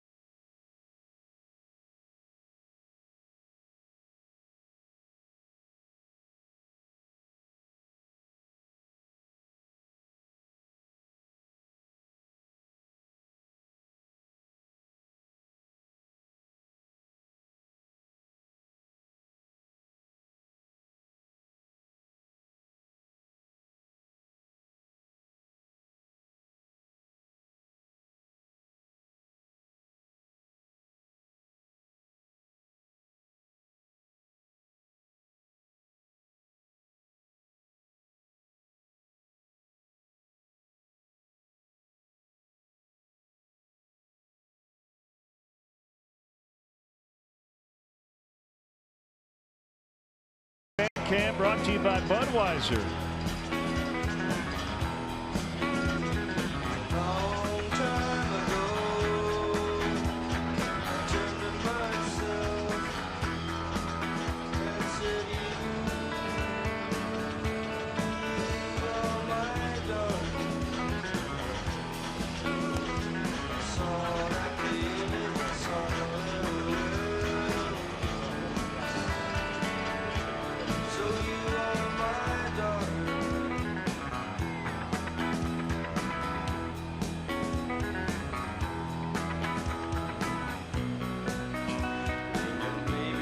That's some meat puppets up on the sun. They formed here in Phoenix in 1980. And this is Silvino Braccio.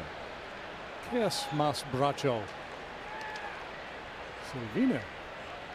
Es Mas Braccio. All one to David Bodie. It says here in their media notes that he's with the Diamondbacks for the 9th time this year. It's a whole lot up and down for Silvino.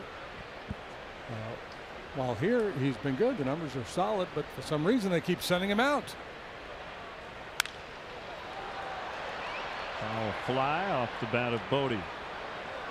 27 strikeouts and 22 2/3 innings of work at the big league level. A 3.18 earned run average.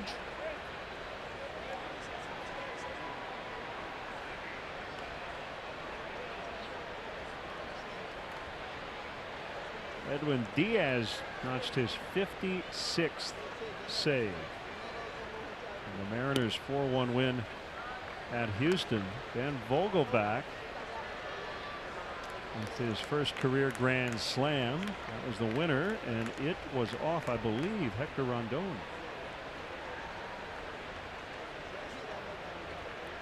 Yeah, it's been an ugly ride for the D-back bullpen here in the month of September.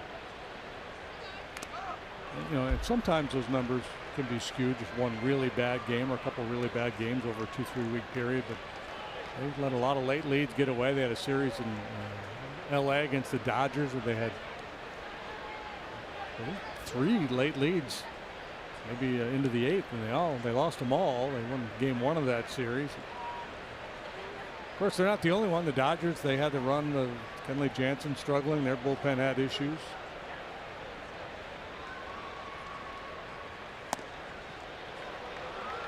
inside. 3-2. By the way, some people are saying, "Oh, the Bears can't be a half game out." Well, yeah, they can, because the Vikings and the Packers tied.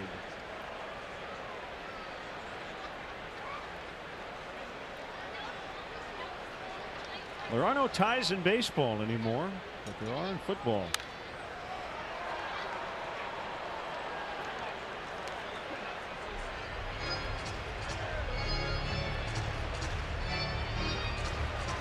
For hockey, you'd say they're a point out of first.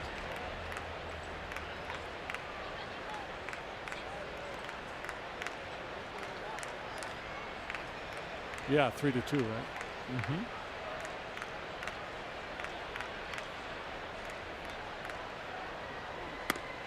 He struck him out looking. And David has struck out all 3 times. They'll bring up Hendricks. Well, Broucher made a heck of a pitch on him. Just busted that fastball over the outside corner, bottom of the knees. You really don't want to swing at that one. There's not a whole lot you can do with it. Just hoping it doesn't get called. And actually, the Cubs did have a tie a couple years ago, that game that got stopped in Pittsburgh and didn't really have any big meaning, but it's very, very rare to have a tie. And now generally suspend completed ties and finish them the next day or at a later date.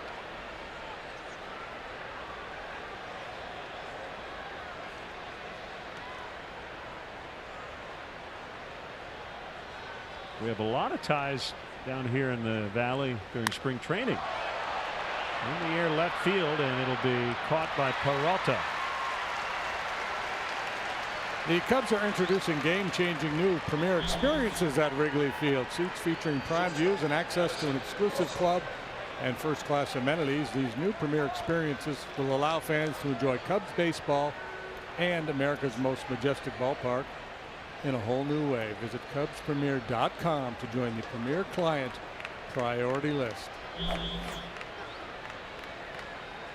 Russell 0 for 2.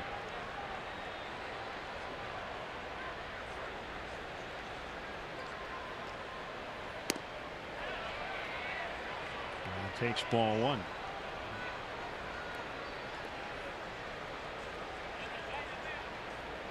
Corbin was good. Hendricks better. One big inning, the difference. So often is the case in baseball. Hey, where's the bullpen cart? You know? I'm guessing out in the bullpen. I think I can see this a little shiny something in the corner of the Diamondback bullpen. Okay. So what if a Cub wanted to use it?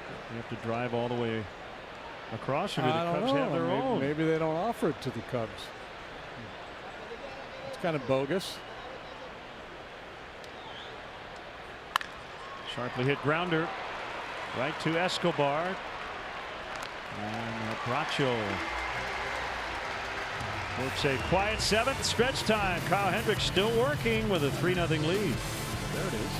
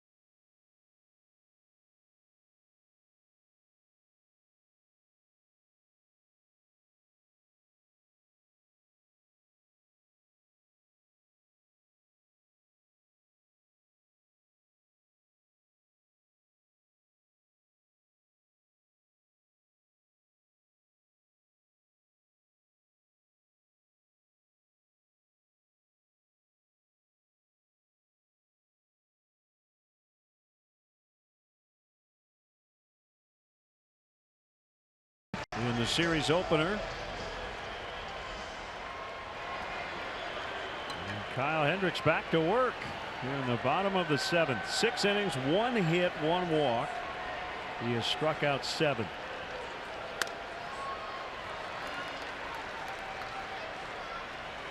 Strike 1 to Paul Goldschmidt.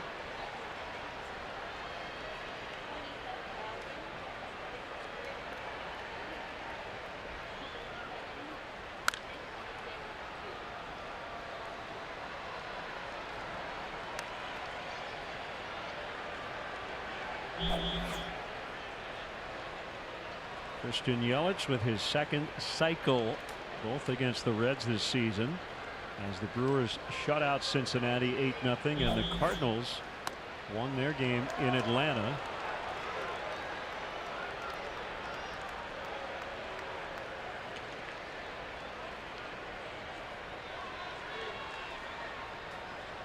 One and 2 on Goldschmidt.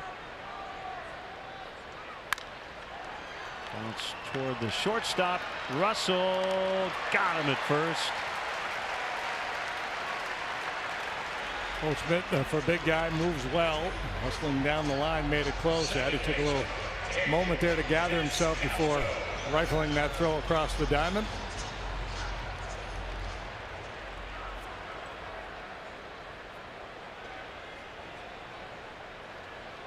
This could be noteworthy. Well, it is on its face, but I don't know any sort of severity. Trevor Story had to leave the Rockies-Dodgers game in the 4th inning tonight after swinging at a pitch.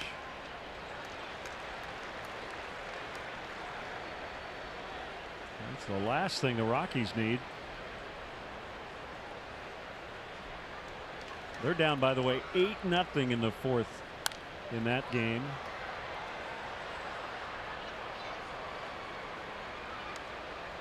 Hendricks has thrown strike 1 to 18 of 23 batters he has faced here tonight.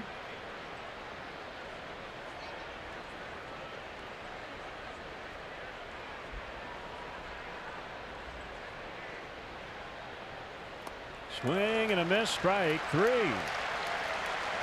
Gives him 8.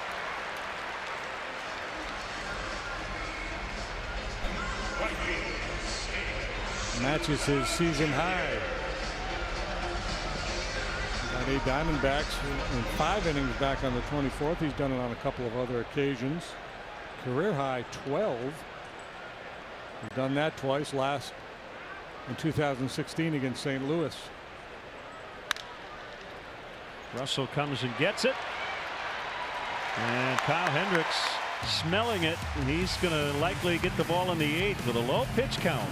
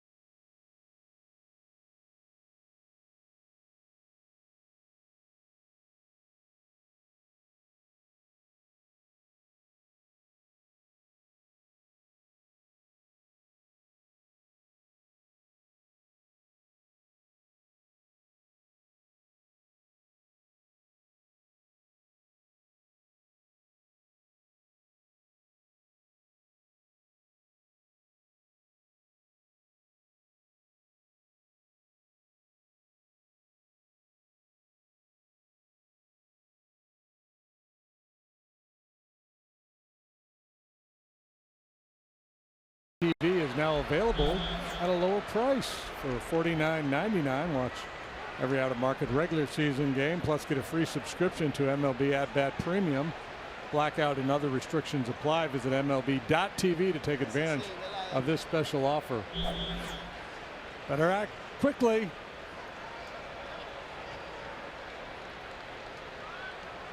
Randall Delgado up and in on Almora, and he somehow was able to fight it off foul.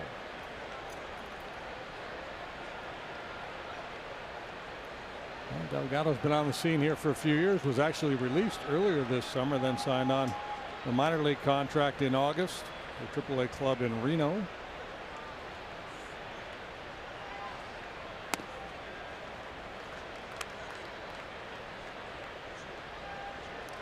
One ball, one strike on Albert, who started the 3-run rally.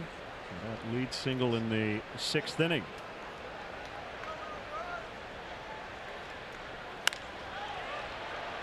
Shallow left center, and it'll drop. He's got another base hit.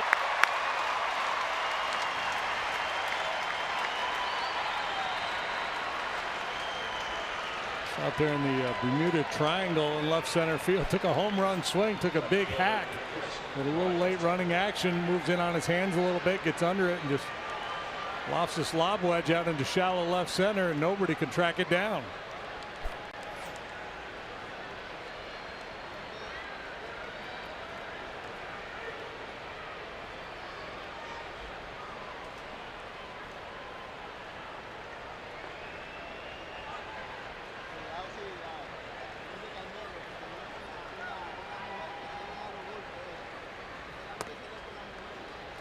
Okay. We've been toying around here. KB hasn't hit a home run yet since he's come off the disabled list. We've hinted at it. You calling it? Calling it. He's going deep right here. This at bat. All right. Jim Lachey has called it. No more hints, no more begging, no more hoping. We're just going to make it happen.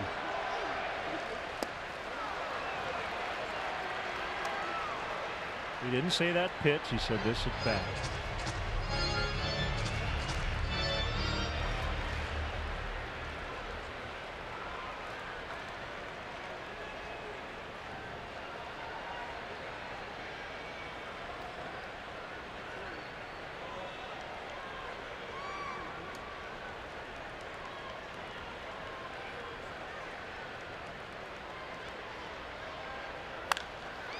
Hard but foul.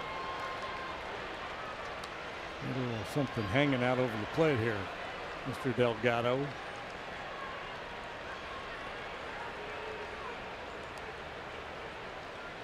Did a lot of starting early in his career. First came up with the Braves, 2011 and 12, and came out here to the desert.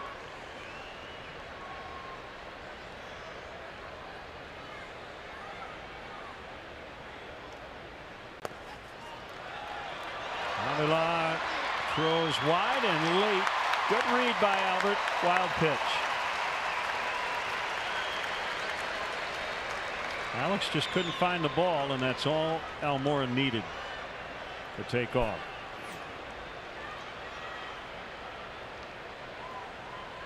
He squirts through the 5-hole. Good recognition by Almora. Your eyes on the ball. Sees it trickle through, and off he goes.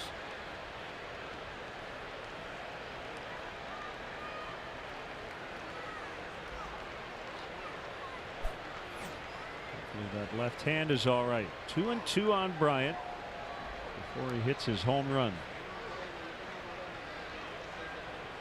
It will be his 12th. And his first since just after the All-Star break. It's kind of fun doing the whole future home run call.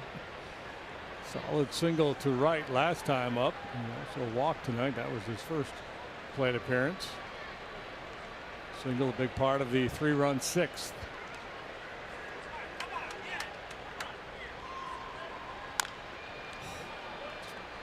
Pulled off that one, rolled over a little bit. That's his pitch.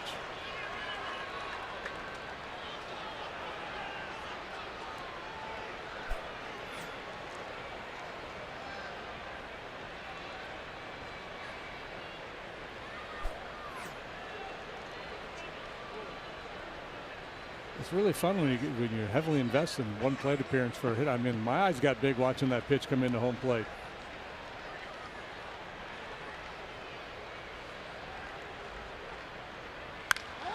Call it, JD. Go, baby. Get out of here. You called it. It's been a pleasure knowing y'all. My career is over. Mic drop. Mic drop. JD has left the booth. 5-0 in the 8th. Now, it's easy when you're pulling for an MVP. You just knew it was a matter of time. Oh, that was fun. Man. That was fun. Yes, it was. And I'm sure a big sigh of relief for Chris. He got all of it. The base hit went the other way, as did the home run. That previous one, he pulled off a little bit. So he told himself, stay in there. I'm not going to give you all the details because I already did. And how many this year, when the last one he hit, all that stuff was taken care of earlier. That one driven, but it'll be caught. I'm never calling another home run the rest of my life. I'm just gonna live with this one. How far did this one fly? 395 feet.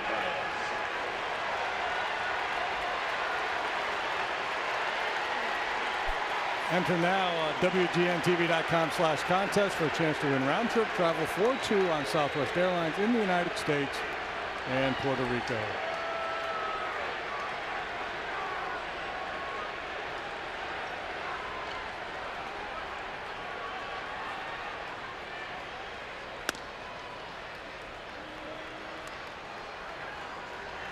I'm going to have to watch MLB Network tomorrow morning. I have a feeling this will be featured. I was even experiencing a little two-strike anxiety.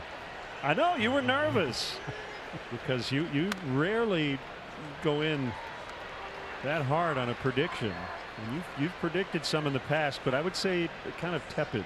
Yeah, most of them are like, this would be a good time, or I got a hunch. Right. I mean, you just said this is it. You could have picked his last at bat. You could have picked one last week. You saved it for the perfect moment.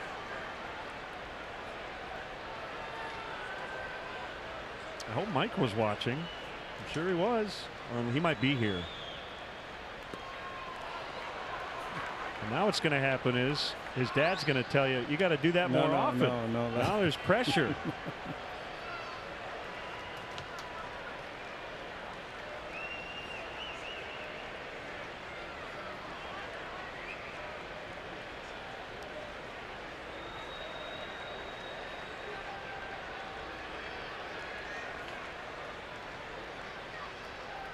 Well, the big boys getting it done tonight. RBIs by Rizzo, 2-run homer Baez, 2-run homer Bryant. And these are the guys you really need to carry the load. He didn't give up another one right there. That was hanging up above the belt for Baez.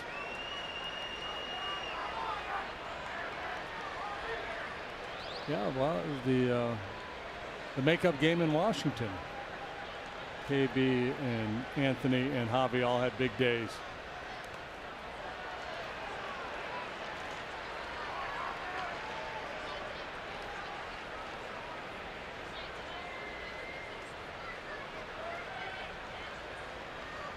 Yohan Lopez.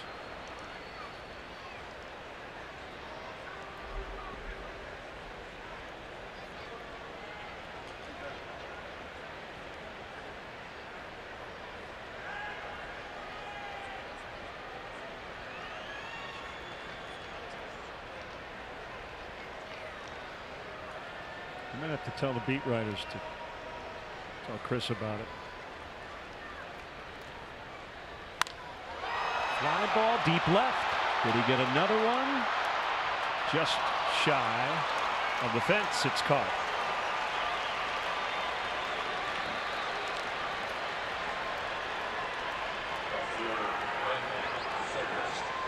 You can tell by his reaction he thought he got enough of it, but just shy. Oh, no, he didn't. He knew he didn't get it.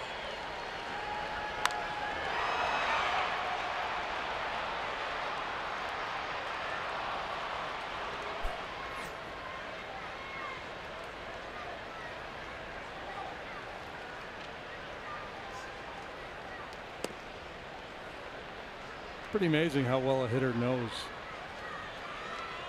when they hit a ball. Like, you know, that ball was on the track, just a few feet short of flying out of here, and Javi's reaction at home plate kind of indicated that he knew it wasn't leaving the yard. Yep.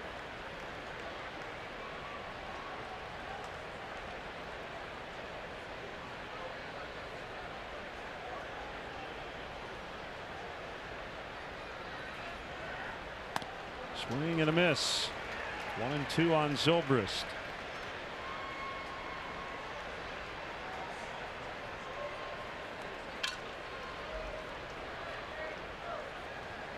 On a serious note, people who don't watch us every day, you have to know this is not something JD does.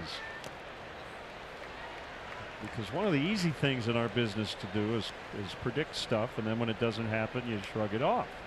I mean, that's as firm a prediction as you've ever made as a Cubs broadcaster. And I'm with you. I think you should just quit while you're ahead. Well, betting on the right horse, right? Right. Shank foul by Zobrist. Count holding at 2-2. With apologies, I wasn't calling a Terrence Gore home run there.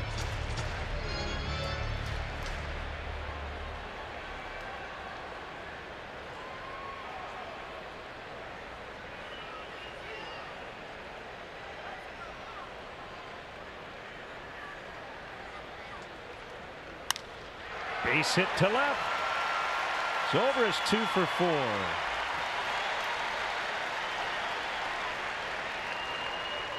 Hey, 2 weeks to go, and I know he's not focused on the batting title, but he's got a chance. Yeah, and you know, he's right when he says that, you know, batting average can be overrated in terms of a tool to analyze a player, but it's still, I'm sure it matters to him. He'd love to win a batting title. Anybody would. Scooter Gennett is at 318.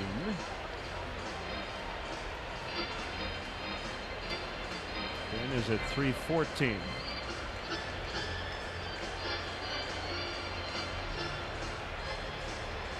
Derek Lee, last guy to finish among the leaders in batting average.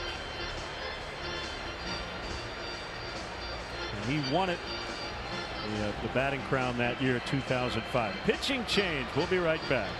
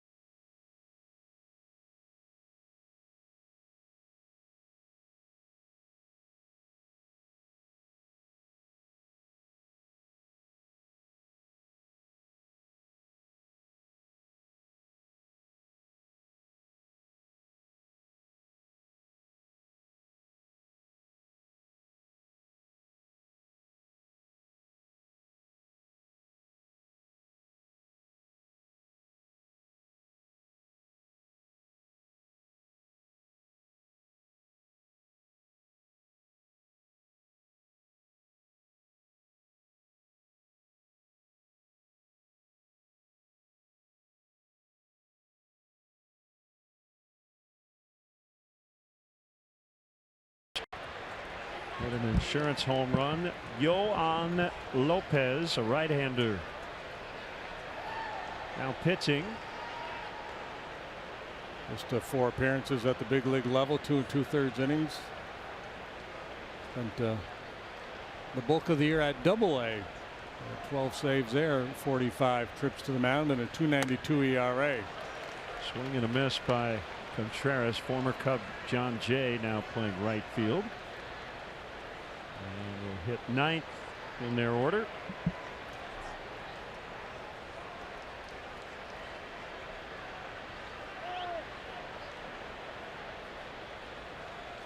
Last year, Lopez was in A ball. He pitched at Double-A this year. He skipped Triple-A.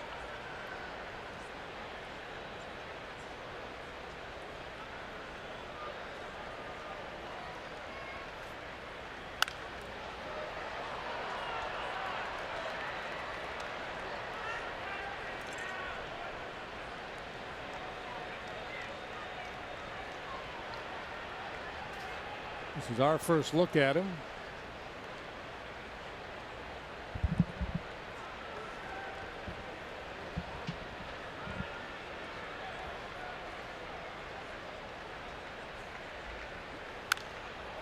Foul back, still 0-2.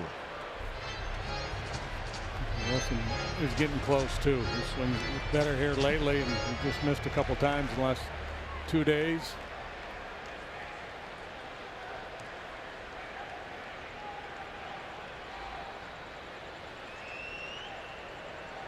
Shade him a little bit the other way in the outfield.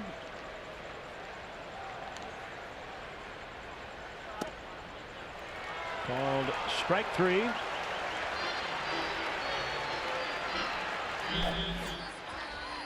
JD predicted it, and then it happened. 2-run homer. It's 5-0.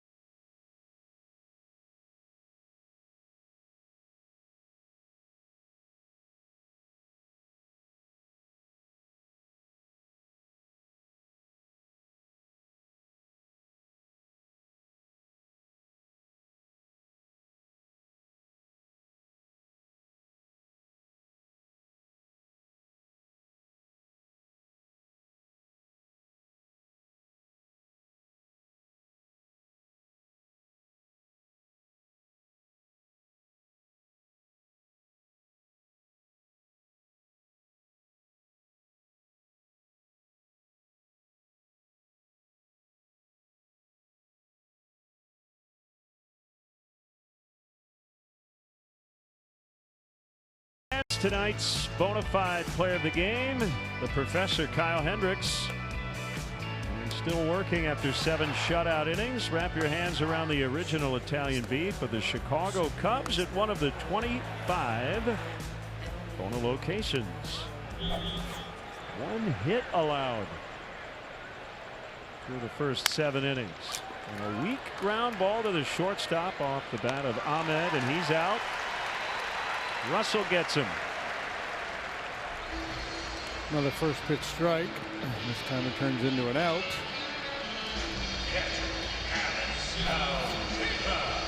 And quite a show the professor has put on here tonight. 86 pitches in complete command.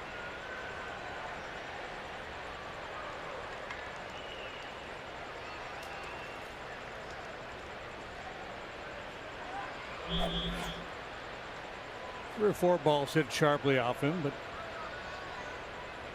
other than that, not much. Ahmed hit a deep fly ball to right field. Descalzo hit a deep drive to center. Pollock on the barrel a couple of times.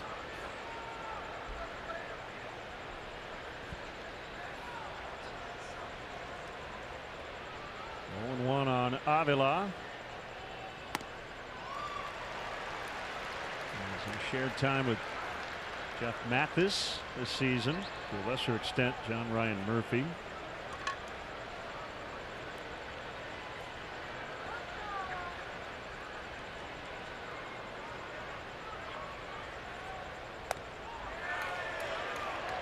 He was able to hold. Looked like the pitch might have been a strike anyway.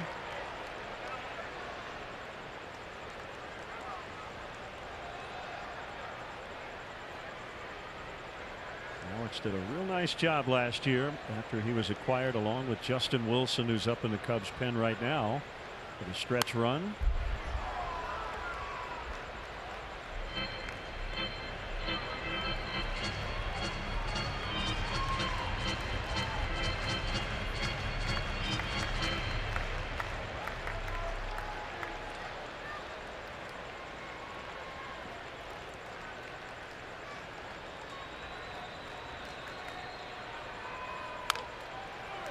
Another weak tapper.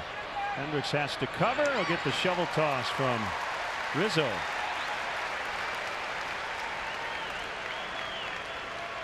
Two down here in the 8th inning.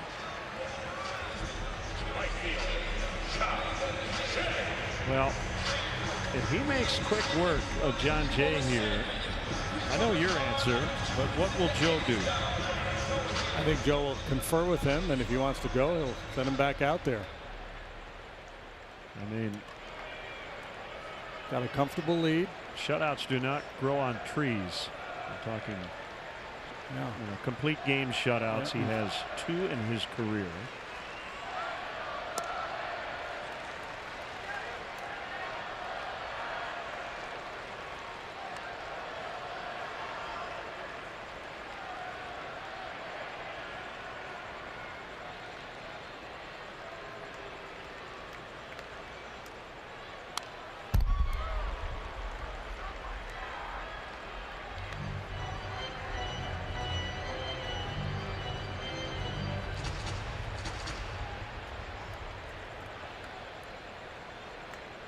Started the year with Kansas City.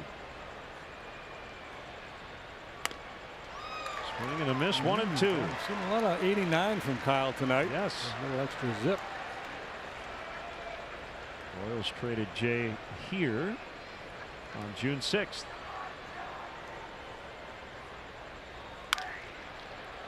Hooks a ground ball to Javier Baez. And he'll have a conversation with his manager about maybe working the 9th. 5-0.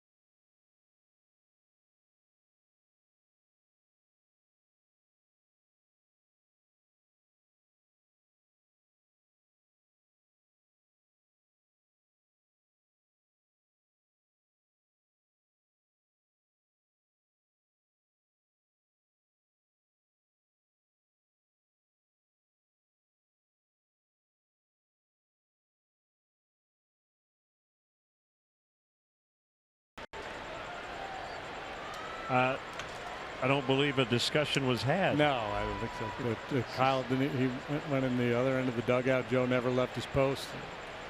No doubt he was going to let him try to finish his ball game. David Bodie looking for a salvage after 3 strikeouts.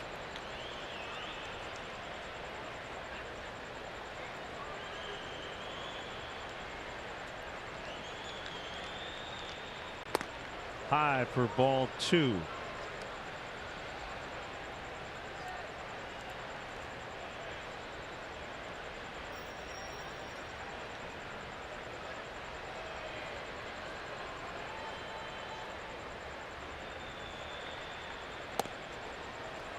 I think you called the Ian Happ home run too when we started the season. So you got the season off to a good start. I called that one before we left Arizona spring training. I said he was going to go deep in the first pitch because he was a leadoff homer guy. He hit 5, I think, in spring training. He was doing it with regularity in spring training. And he hit one on the first pitch of the season at Marlins Park.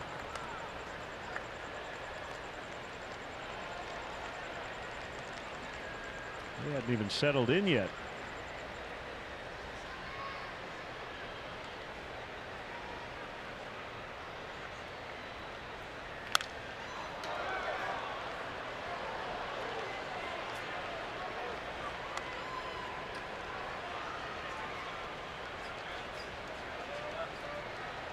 $27,662 the paid crowd, and I always hesitate to say more visiting fans than home fans, but I'll just say this: the Cub fans here are louder.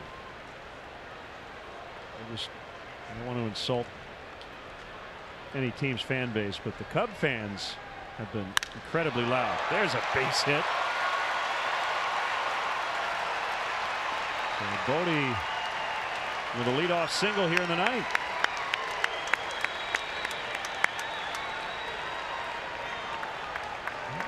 A solid shot the other way. Moore used the opposite field. KB used the opposite field twice.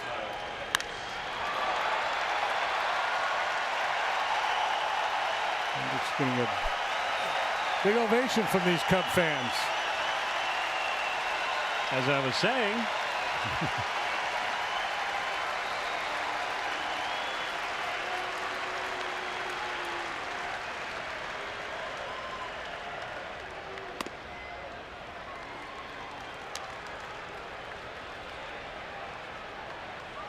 he's got good riding action on the 4-seam fastball. That one at 97 miles per hour. No easy task to get that bunt down.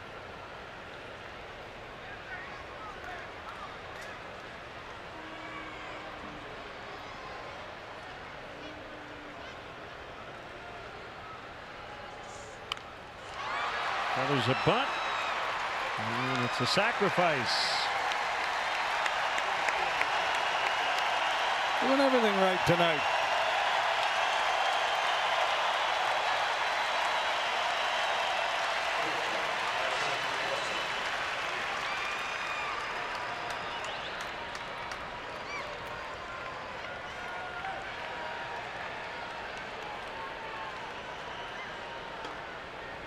Russell with the man at second and 1 out.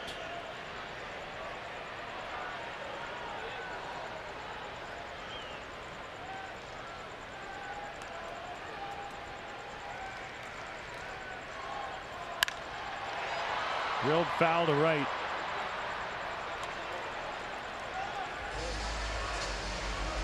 So things look to stay, assuming this holds up. I hate to assume in this game, but if the Cubs hang on, status quo in the standings, somewhat, they would knock a game off that magic number. It would be at 10. And that is where taking care of your own business is the best thing you can do. Yeah, you just have to assume the Brewers are going to play winning baseball the rest of the way they've been going along. So.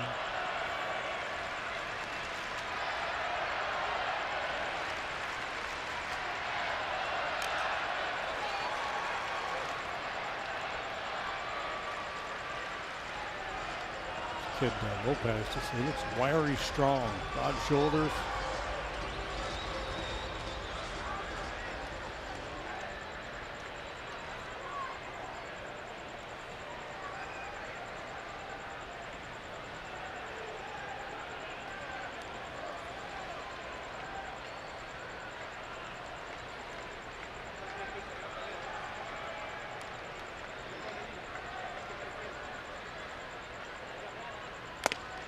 Foul tip, strike 3. Firm.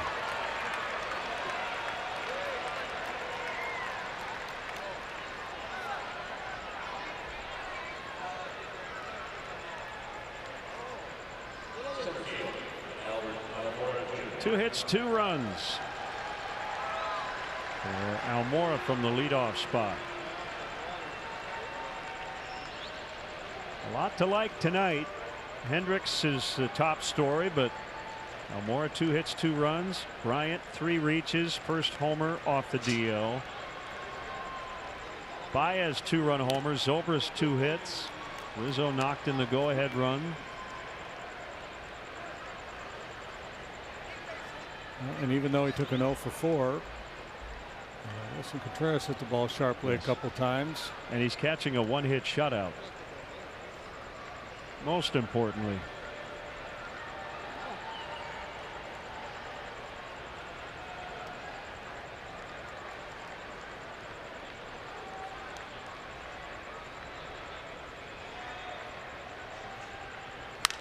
Ground ball, backhanded stab, Goldschmidt.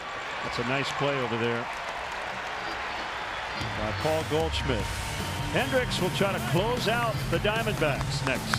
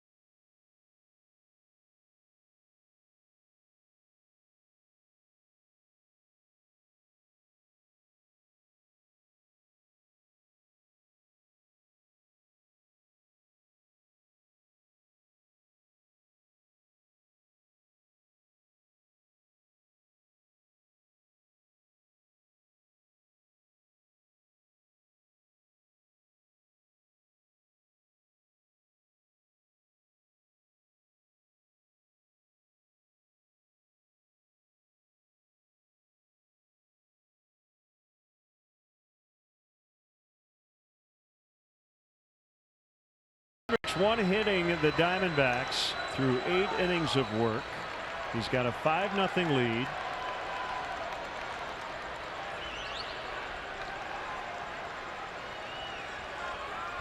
And he faces Pollock for the 4th time.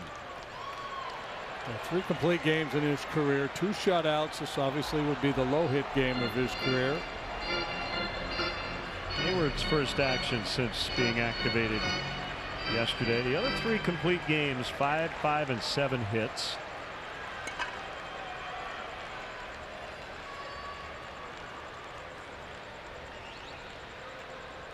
And his 0-1. Deep right center. And no shutout. It's a home run for A.J. Pollock into the pool. And it's 5-1. Pollock failed to read the script.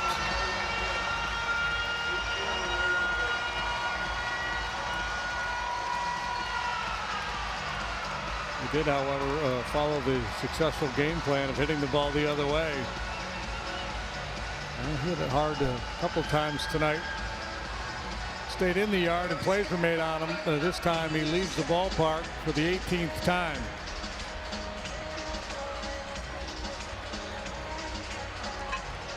Jim Hickey out to the mound.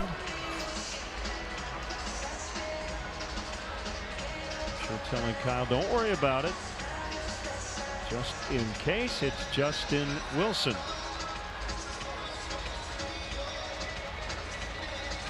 Cole Hamels has the only Cubs complete game this season.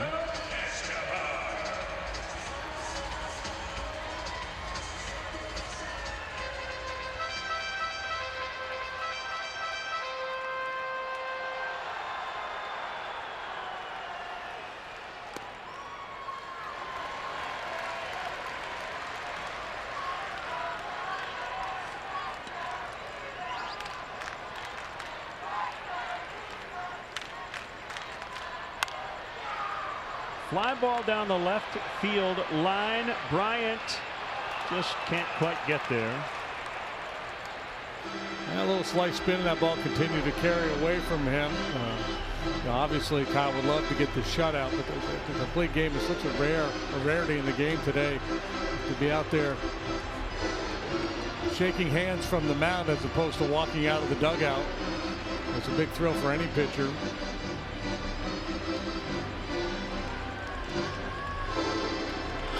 Cishek has joined Wilson.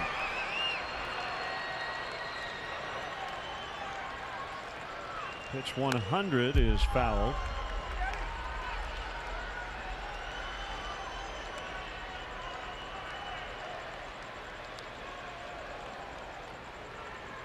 That would be the hypothetical question, and I don't know if it would be even fair to pose it to pitchers of this generation, because the opportunity comes along so rarely. But guys from my generation, this is the way, for me, if you were to ask, would you rather pitch 7 innings of shutout ball or a complete game and give up 3 or 4 runs? Probably would say the complete game. Even though statistically the 7 shutout is a much better performance. Yes. Just a certain amount of pride you take in being out there at the end, you know, with your fellow mates. You've been out there for 9 full innings. Nobody else had to go to work behind you. John Lester at the start of every season says his goal is 200 innings. Innings. Another high drive. Almora will make the grab right in front of the warning track. That's the first out. He gets Escobar.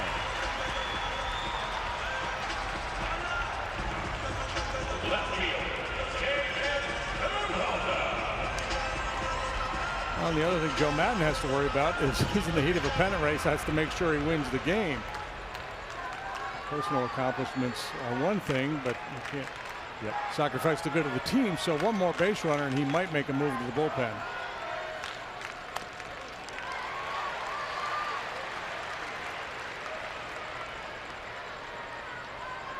The complete game is not extinct, but it's close. As I said, only 1 complete game by the Cubs so far this season. That's Cole Hamels, and I think under 20 in the entire National League.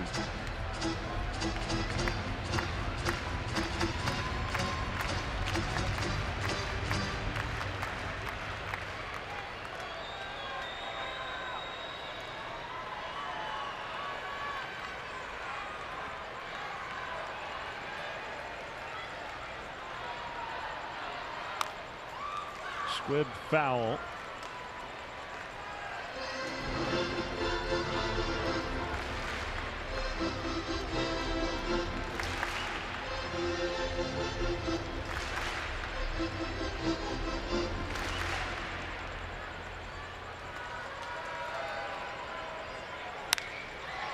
Lined, it's going to hold up for Jason Hayward.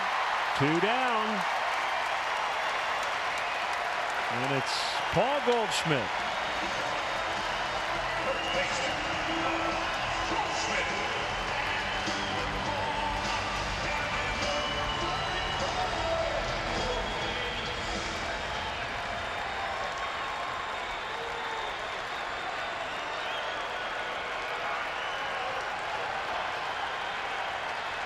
Here's the pitch. It's a strike.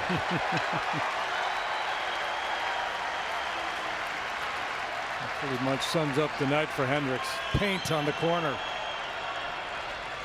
Another strike one. Base hit center field. That might be it. I know Joe would love to see him get it. He's going to make the call. We got to within 1 out of finishing. Yeah, he just wants to bring the reliever in with a little margin for error. And getting booed by the Cub fans here who want to see Kyle finish.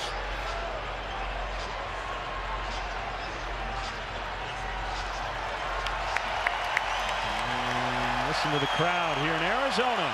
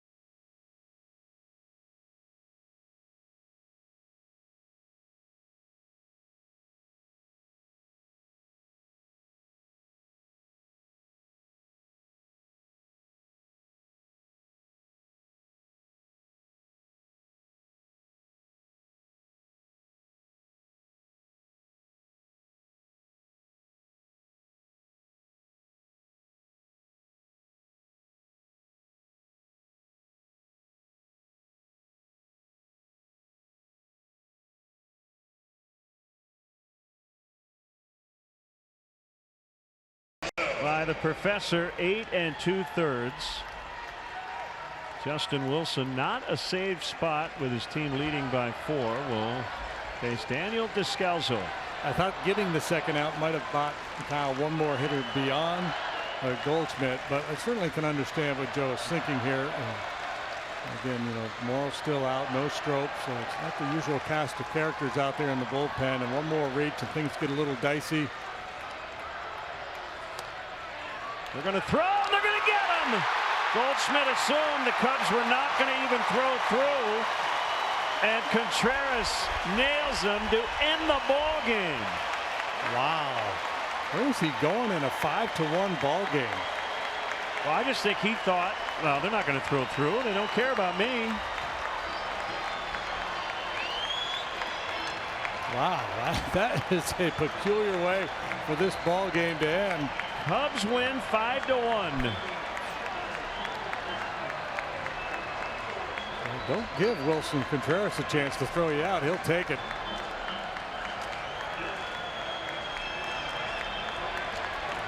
So